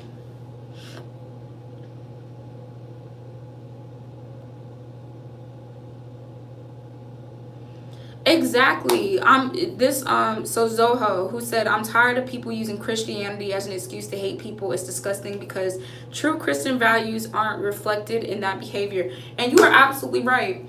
People are always using Christianity as the gateway to hop on the hate train towards other groups of people, and it's supposed to be okay. It's supposed to be okay. And then the thing that pisses me off is if you are a Christian and if the Bible says, because I'm not really into the Bible like that, but I could have swore, like I said again, that it says that you are not supposed to judge, and I'm pretty sure that you're supposed to give that to God, and God is the only one who's supposed to be casting judgment on anybody or whatever it says. So if that's the case, who are you?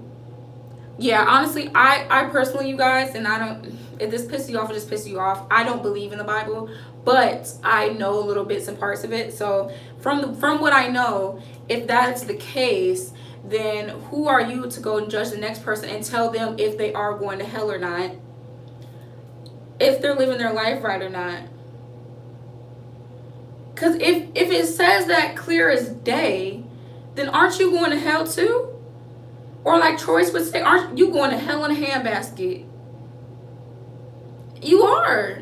If that's the case, if we really, you want to be so strictly to the book, to the word, if that's the case, sis, we all going to hell. I'm finna be on the bus like, hey y'all, shit, twerking my ass right down there to the fire. What's up?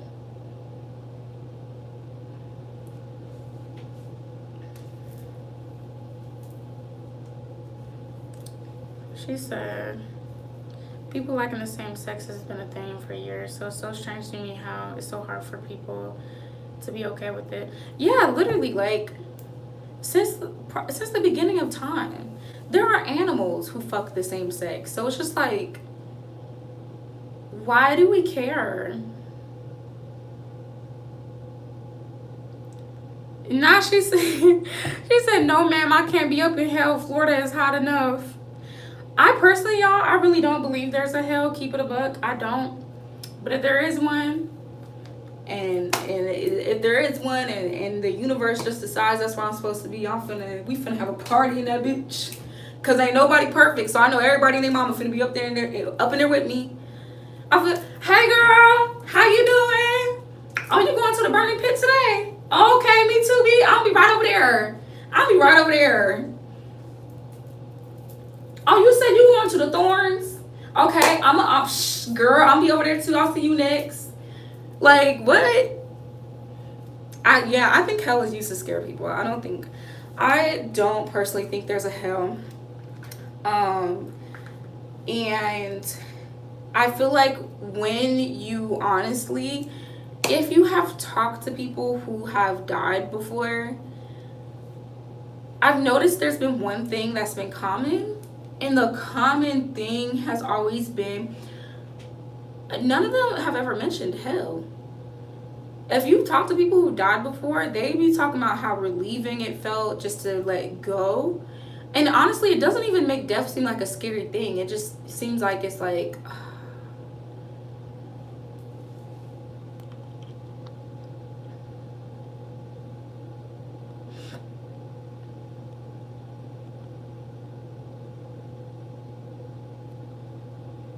yeah, I think that's my thing too. I feel like nobody is completely good. So if there was a hell and you had to be perfect in order to get there, which essentially is kinda what people be saying, if you had to be perfect to get there and nobody's perfect, we're all going to hell. Like, sis, like, I will see you there.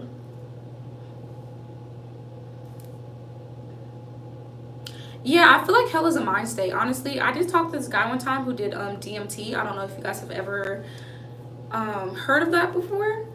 But yeah, I think people are more so scared of the unknown. But he did DMT, and it's like a spiritual drug. It's kind of like you have like this like awakening in a sense. It's what your body releases when you die. And honestly, I want to try it.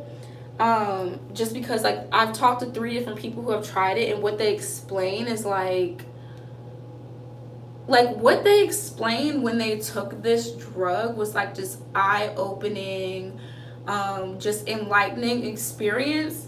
And I don't want to try it on some like, oh, let's get high. Like, no, like this, what they explained to me was like some like oh man, honestly, there's no way to explain it. And everybody who I've talked to who's done it, they said the same thing. Like, they tried to explain the best they could, and what they said was so interesting, and it was just such an eye-opening, awakening experience for them, and I want to experience that. Basically, I mean, honestly, if you really talk to somebody who's done DMT before, it almost seems like it's a portal into it almost seems like it's a portal into the answers to the universe, almost. Like, I know that sounds crazy, you guys, but honestly, like, that's the closest way I can explain it to what they explained to me. Is almost like a it's like a portal. It's like a portal, and it's like you get to talk to these y'all are gonna think I'm so crazy when I'm saying this, but honestly, like, I know that it's real shit. It's like you almost get to talk to these godly beings, and if you let go that far, because the thing about DMT, I guess there are like kind of like different levels to it, and because we're so attached to this life, to this body, to this idea of this, that when you do DMT, if you really want to experience it to the full effect, you have to let go. Like, you have to be able to release and let go if you want to go deeper into the realm, essentially. And two of the people that I talked to were able to release enough to go deep enough to where they got to ask questions, where they got to have conversations with these beings.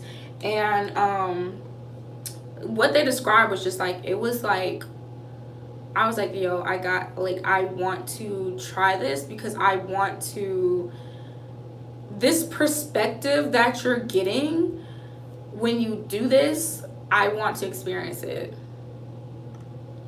Yeah, okay, so cane sugar, that's what they were saying. They were saying that they saw sacred geometry, they were seeing entities, and they were getting to, I guess one of them, not both.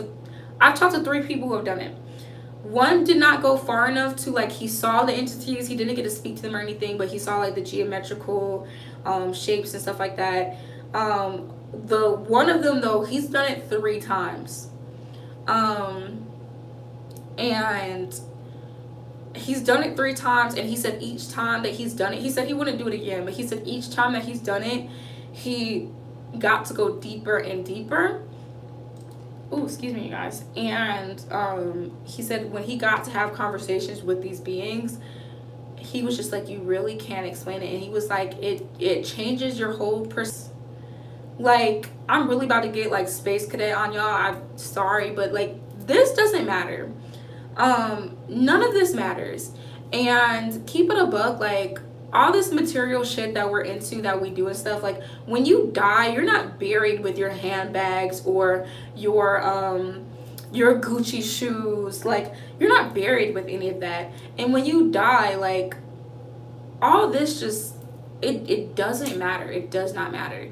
Like, yeah, be good while you're here, of course, but like, it's not like these material things that we hold on to so dearly, all this stuff that we hold on to so dearly, when you leave this body, you're going to leave all that behind. And because I do use crystals, I do, I need to get some more, but you're going to leave all this behind. And because you're going to leave all this behind, it's more about taking care of your soul than it is about taking care of these materialistic things that we want to accumulate. We want to get all this material stuff.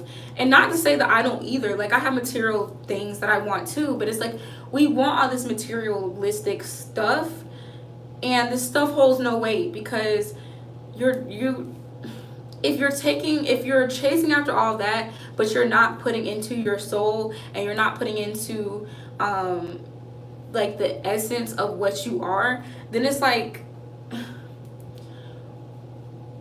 how do I want to explain it? Stuff like that, like when you don't take care of what's in here, and you do leave this earth, you can get stuck.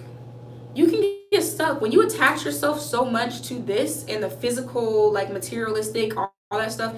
If you attach yourself to this to the point where you can't let go, that is why, like, there are like the lady who does my card readings, I know that some people feel like, oh my god, that's witchcraft. This is not. And you really have to try it before you can speak on it. But if you really talk to people who have a spiritual sense, like, she's the lady I go to do my cards, she's also a medium.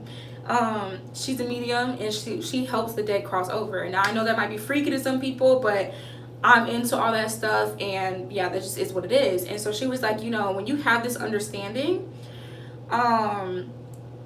she was like, you really understand that, like, there's a difference, you guys. Like, there's a difference between spirits, ghosts, your ancestors. There's a difference and between all those things. And she explained all that to me, and when she was explaining it, it was so interesting. And essentially, she doesn't know the guy that I talked to who did DMT. The guy that I talked to who did DMT, he was saying, and essentially, you know, she said this too, but mind y'all, they don't know each other.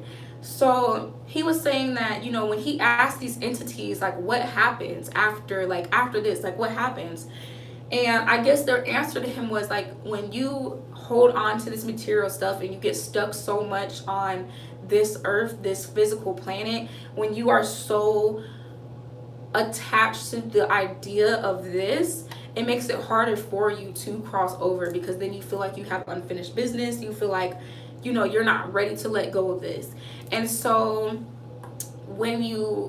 if you don't attach yourself so much to this, if you're like, you know, this stuff is nice, but everything is everything, and if I need to let it go, then I would just like, oh, I would just let it go. Like, if I were to die next week, I wouldn't feel so like, I literally would just be like, I'm like, damn, I thought I was gonna be here a little longer, but I mean, I guess it's time to peace out. Like, and I just wouldn't hold on to this earth, and I would go peacefully. But when you can't, like, when you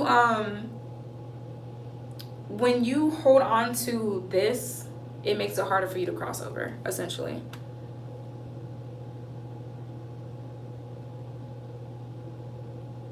Let's see. How do you guys feel about sleep paralysis? I've never had sleep paralysis before, and I hope I never experience it because I'm a scaredy cat and I would freak the fuck out. I have experienced paranormal things before. I'm saving it though, you guys. Like, I literally have been sitting on these stories. It's not a whole lot of them because I haven't experienced a whole lot, but I've been sitting on these stories because I want to do them in October. So one more month and then we will talk about my paranormal experiences, but I've never had sleep paralysis before. Yeah, I think I don't really understand the fear of death either. I'll be completely honest. I don't. Because the concept of dying does not scare me. Now, do I want to do it soon? Hell no. I want to procreate. I want to have me little mini me, like, you know, have a kid.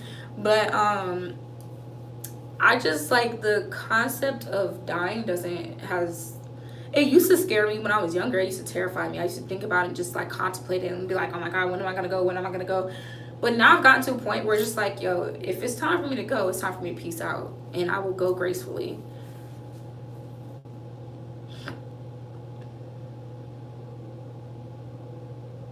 Lumi, that doesn't sound crazy. It actually doesn't sound crazy. Because like I was saying earlier, if y'all really talk to people who have experienced death before, when they described it, I have yet to hear one person describe it as like scary or painful or anything. Like, everybody has always said, like, not that I've talked to a whole bunch of people who have died before, just one. But I've watched interviews with other people who have passed away before and been brought back, and they all describe it as so peaceful and so refreshing and so like all the weight just comes off their shoulders. I have not heard not one person describe death as a scary thing.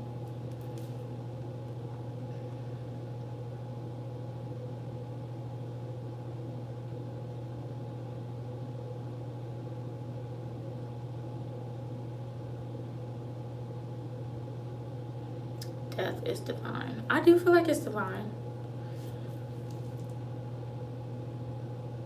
This topic is interesting. Y'all, like, honestly, like, I don't talk about this a whole lot on my channel, but I am super, like, when I say super, I am super into, like, anything, like, when it comes to spiritual stuff is really interesting to me. Paranormal though, especially, like, y'all, when I say I'm super into the paranormal, like, not to where, like, I'm also, it's so weird. It's like I'm so into it and it's so interesting to me, but at the same time I'm a scaredy cat. So it's like I wouldn't be the one to be like, oh, let's play a Ouija board. I would never in my life. You couldn't pay me to. But at the same time, if you were like, oh, I know this haunted house, like, you want to go see it, I'm be like, hell yeah. Is it a real one? Like, let's go.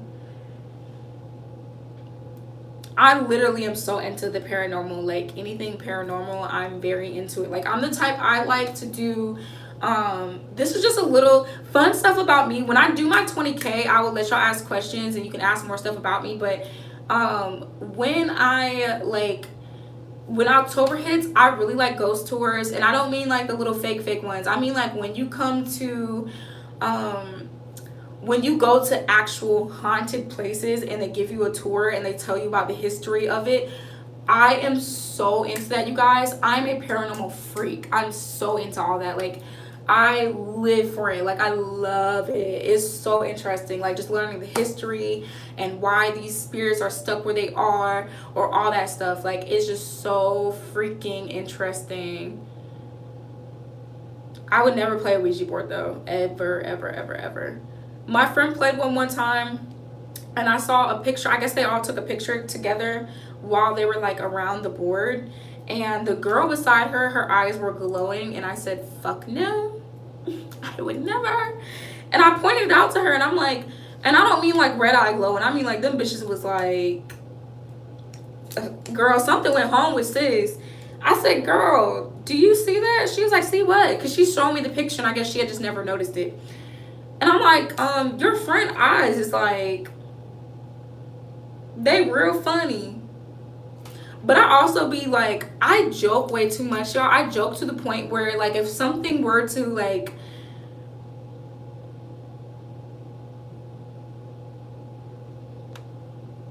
spiritual soul. I haven't heard of him. Is that a person? Spiritual soul? Is that a person? But yeah, I'm just really into all that stuff, you guys. And I have friends and stuff around me who, like, it's like weird. Like, I'm so into paranormal stuff, but I don't. Well, everybody has a gift, but I don't want to tap into mine. I have become completely out of touch with mine, because when I was younger, like I said, I used to experience stuff, but in my, like, more recent years, like as an adult, I have not had any paranormal experiences. I don't want to have any. I like going on these tours because you can go get creeped out and then go home and be, like, back in the reality and not take anything with you. So but I have friends who actually do, like, experience, they can pick up on energies. Some of them can see stuff, some of them can pick up on energies, some of them can hear things. Like, my absolute best friend, you guys, we went on a ghost tour. What are the twin flames? I haven't heard of that.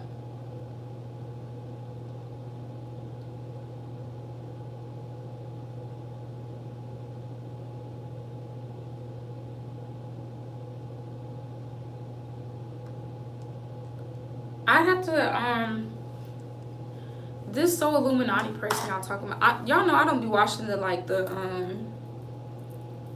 couple of YouTubers and stuff like that. So if he's one of the ones that the kids be watching, then I don't know who this is. Toxic as fuck relationship, but very passionate. I would have to look more into that. I don't know.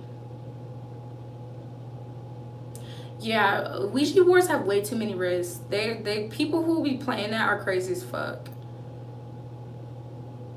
Twin flames. So with the twin flames, is that like a person who is toxic, or is it like a energy that's like what is that? But y'all, my best friend can she can feel things, and then her mom can see them. So they're both, her mom is clairvoyant, and then my best friend is I don't know what you would call that. But we went on a ghost tour, y'all. We went on this tour, and we hit the corner of this house. It was like this old, like, slave home, something like that. And we hit the corner of this house. Mind y'all, I don't be feeling nothing, so I'm just I'm walking around the house. She takes off running, and I freak out. So I'm screaming, running after her. I'm like, bitch, don't leave me, bitch. What happened? What happened? Because she doesn't tell me what happened. And so she is just like freaked the fuck out. She's like, we got to get out of here. Like, we got to go stand by the group to decide something. She was like, something's not right. And I asked her again, I said, what happened? And she said when she got to the corner, she felt somebody right here. And she was like, I felt them breathing on me. And I said, no. She just took off fucking running. And she said, like, from her experiences, like, you can tell the difference between good energy and bad energy. And good energy, and I've experienced that. You can tell the difference between good energy and bad energy, because when I do tell you guys my paranormal story time, I've experienced both. And the good energy in my instance was kind of like, I think she was being a little bit of a guardian to me against everything else that was around me at that time. But my friend said you can definitely experience both. And I remember I asked the lady who does my cards, because she is a medium, she's very deep into it, and she, like I said, she is able to, she can see, she's a medium, you guys. Like, literally, like, the lady in Annabelle is like the lady who does my cards. So she can see them, she can hear them. and they come to her and they ask her for help because I guess some of them have an understanding that they are stuck. And so I was just asking her about, you know, like, I was like, because again, you guys, I don't believe in hell. So I said, you know, and she told me, she was like, hell doesn't exist. And I was like, oh, okay. So I was like, so where do demons come from? And she was just explaining it to me, and I could never explain it as good as she does. But literally, y'all, it's so, when you really dig into this stuff, I hope I'm not creeping anybody out. It's late night. I don't want to freak y'all out. When you really dig into this stuff, it is so interesting. It's so interesting. Let me read some of these comments, and then I'm going to end this live. Twin flame is a soul pairing, and basically your literal other half. I've never experienced a twin flame. I hope one day I experience it. What does deja vu mean? Deja vu is like when you've experienced, or at least to me, in my understanding, it's like when you experience something and you almost experience the exact same thing, and you just like literally like, how would I explain deja vu? It's like, okay, so if 3 years ago I remember this certain scent and the certain sound or song that was playing, and I remember what I was doing, and then come present day and it happens again, and I still remember this scent, this song is playing, and the day just feels the same, then that would be deja vu.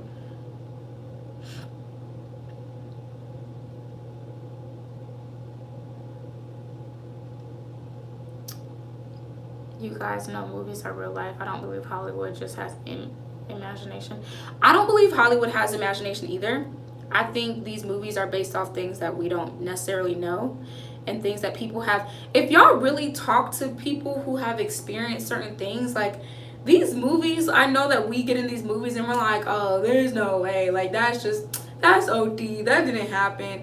But then if you watch, like I said, y'all, I'm into a lot of these creepy ass shows. So if you watch like Paranormal Survivor on Netflix, or you watch like stuff like that where they reenact like what these people experience, and you hear them talk, people have really been through some of this movie style like haunting shit.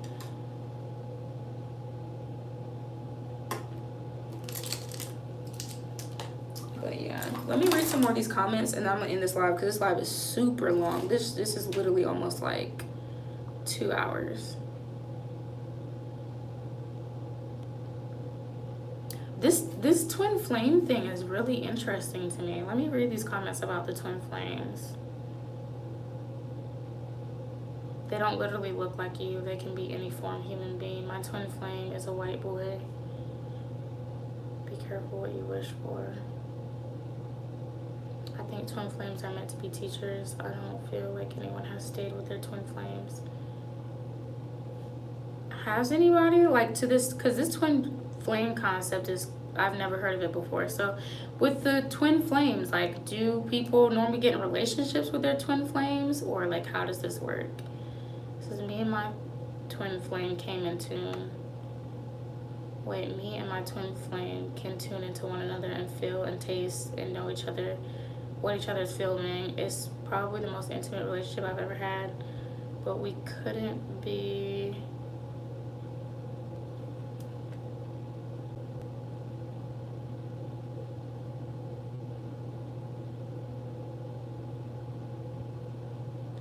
A soul pairing, basically.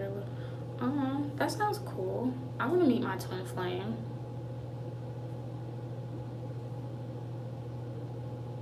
Honestly though, if my twin flame is going to be just like me though, we definitely couldn't date. My twin flame would have to be somebody who was a friend, because if I met somebody who was just like me, we would box. We literally would be fighting. There's no way.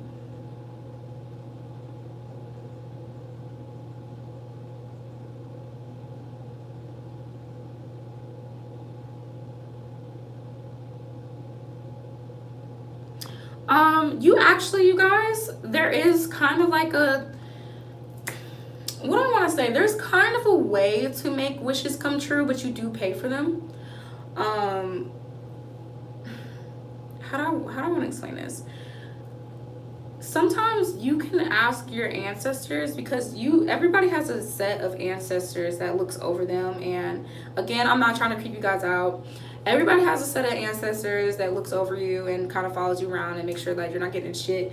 And so when you talk to them, it's the same way you would talk to God. Like, you can pray to your ancestors too, you can ask them for things, but you have to be careful, because some of them like to play tricks, and some of them are malicious.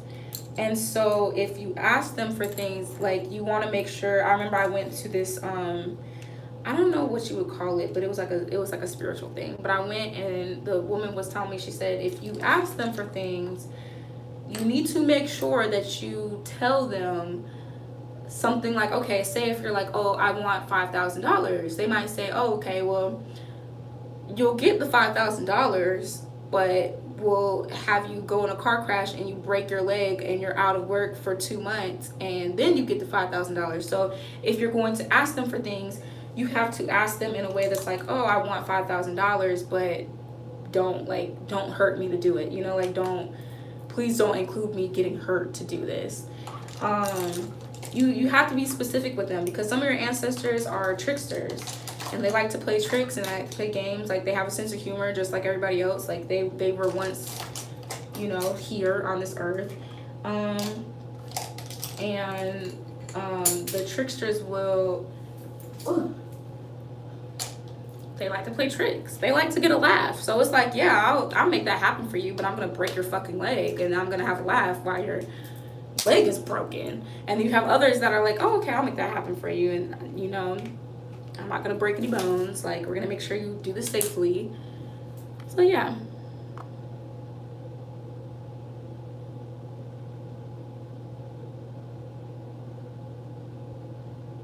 Y'all are really interesting me with this twin flame discussion. I'm gonna have to try and see if I can find some YouTube videos on this tonight, because this is really mad interesting.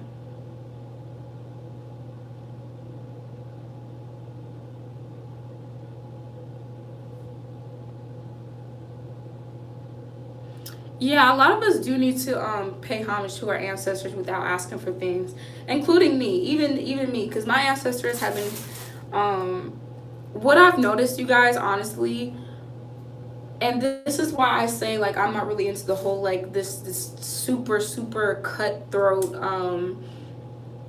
this super cutthroat idea of Christianity, where this only that. Y'all, when I pray to God, but I pray to my ancestors too. I pray to them for, you know, just things I might want, or I talk to them. I openly talk to them, just regularly sometimes. Like, if I'm sitting in the room by myself or something, I might say something like, you know, thank you guys for looking out for this. I know this was y'all. Thank you. I really appreciate it. And I'm telling y'all, I'm not trying to freak y'all out, but people will make things happen for you if you treat them good. But you can't just ask and not give anything back. Like, some of them, like, I know that one of my ancestors, I guess I won't get too deep into this, but one of my ancestors, she likes what was it, white flower petals, and I was told to bring some white flowers to, I think, to the Catholic Church, because she has been trying to get in touch with some of my other family members who I guess might be gifted, and they are just refusing to dibble and dabble into this. And so because of that, she is trying to look out for, you know, different groups of people within my family, but she keeps getting ignored. And because I'm open to all of this, I was told that I need to bring her something.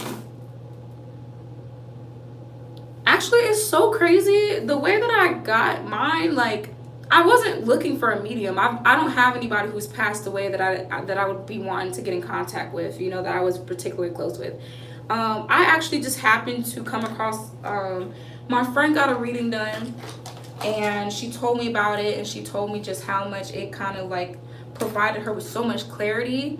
And that's what made me interested in getting one done as well. I was like, man, like, I really need a sense of direction too. And when she said that, that made me want to get a reading, and that's how I ended up finding the woman that I know who does my readings, who's also a medium.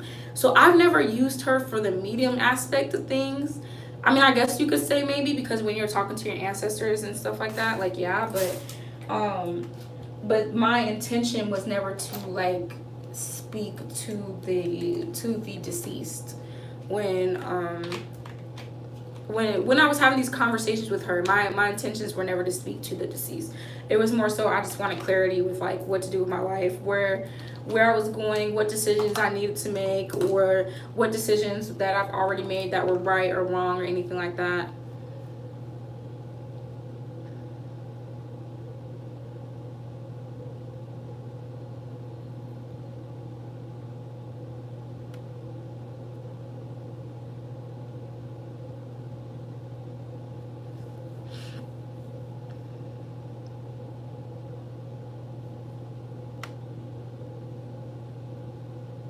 Zoho, you are right, and that's why I say with your ancestors, you guys, you have to be specific, because not all your ancestors have good intentions. That is the thing. I can't stress this enough.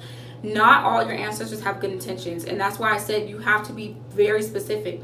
When I pray to my ancestors, I specifically will say, you guys, I word it like this. I specifically will say, to the ancestors working in my favor, in my best interest, I want you to hear this, and this is who I'm speaking to. You will never hear me just say, oh, ancestors help me out with this, because like I said, not all of them have good intentions. Some of us do have white ancestors who are very racist and very bitter, and will ensure that negative things happen to you. Not all of your ancestors are good.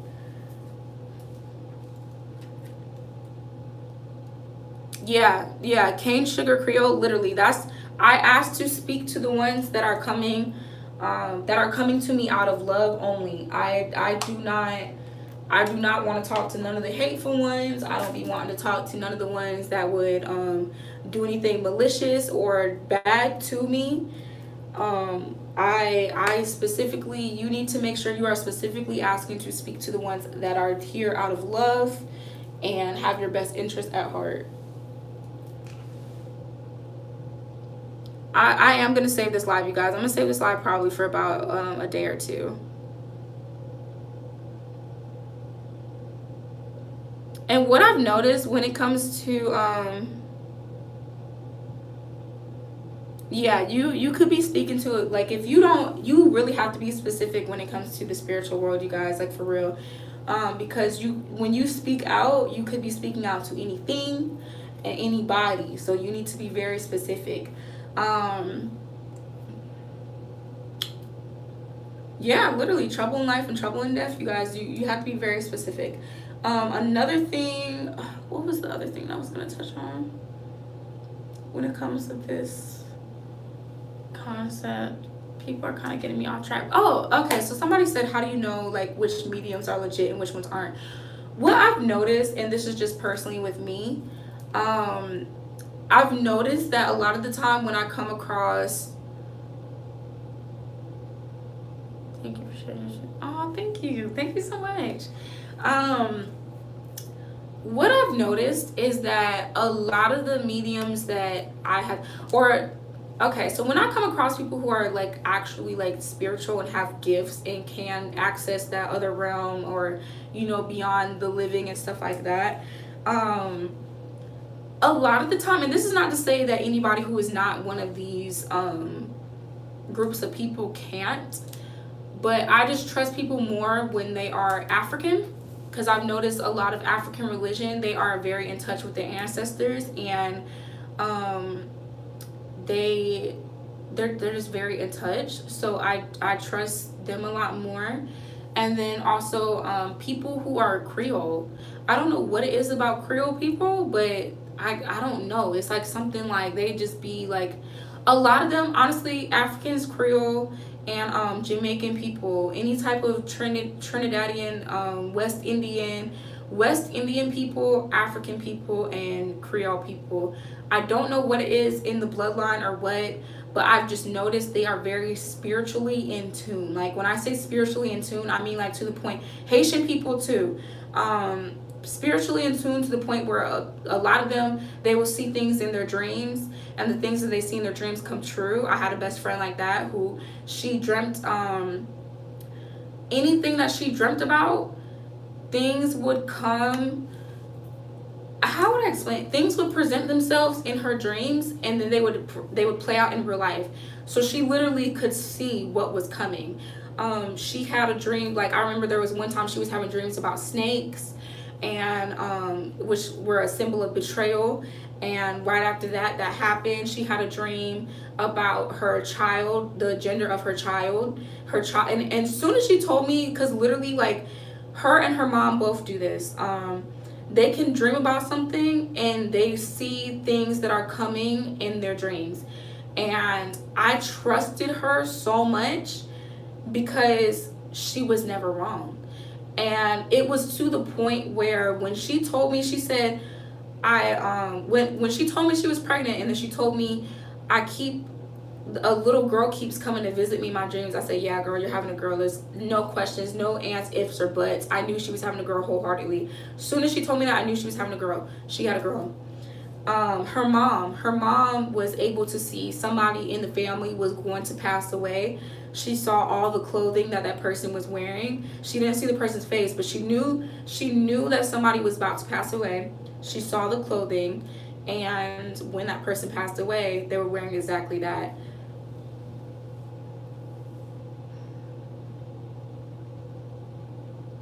Yeah, Brazil, Cuba too. Let me not forget those. You are so right. Like, when it comes to just certain people are very rooted in just being able to, like, I don't know what it is, but certain groups of people are just in touch, you guys. They are in tune. And when I say literally West Indian people and African people, when they tell me some shit's coming, I'm not joking, y'all. Like, when they tell me some shit's coming, I'm not finna argue with them, because they be knowing.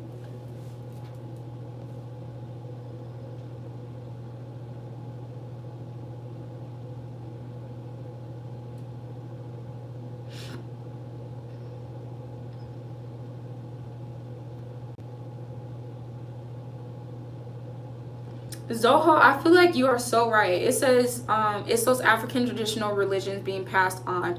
I feel like us Black Americans, our spirituality became diluted by Christianity being forced upon us, upon our ancestors. I wholeheartedly agree. I feel like that is why we are not able to tap in on the same frequency that somebody who is very in touch with their roots is. Yeah, it's just literally, I know that when I did my reading, I have a lot of I have a lot of Santeurian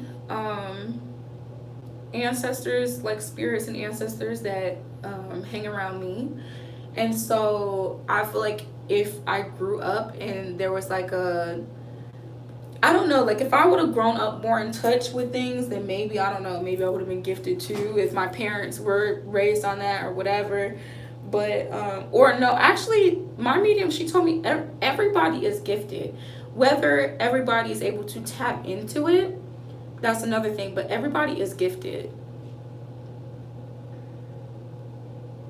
I do believe in connecting with your higher self. Now, have I done it? Hell no, I don't quite know how, but I do believe in it, for real. Christianity is a white people religion, no cap.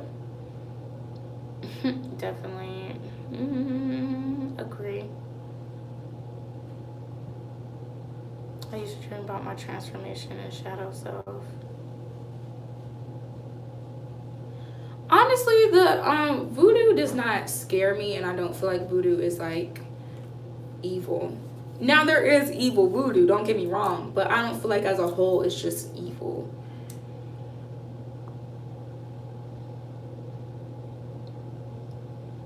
I want to get more in touch with my Santeurian spirits, because I never even heard of it before I did my reading, and she was telling me that that's a lot of what I have around me.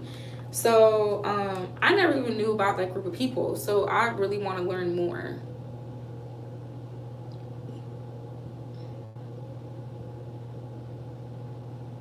Yeah, and I could to Callie, I definitely agree. There's no spirituality that's evil. There are evil people that practice it, but there are no spirituality that is evil. Voodoo is not evil. witchcraft is not evil. It's just there are people who don't have good intentions that practice those things, but that does not mean the whole thing is evil. Yeah, they've really commercialized voodoo a lot. They've commercialized the hell out of voodoo, and that's why it gets such a bad rep.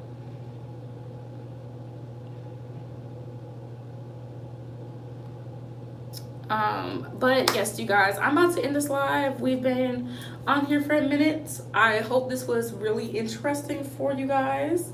I think it was like the end of, I wasn't expecting to get on this topic, and I really fuck with it actually. So yes, I will be saving this live probably for the next like, or maybe I'll save it through the weekend, so it'll be here until Monday, and then Monday I'll probably take it off because I don't really save like my lives on my channel. So yes, this live will be here until Monday, and I love you guys, and I will see y'all, and I am out. I hope you guys have a good night.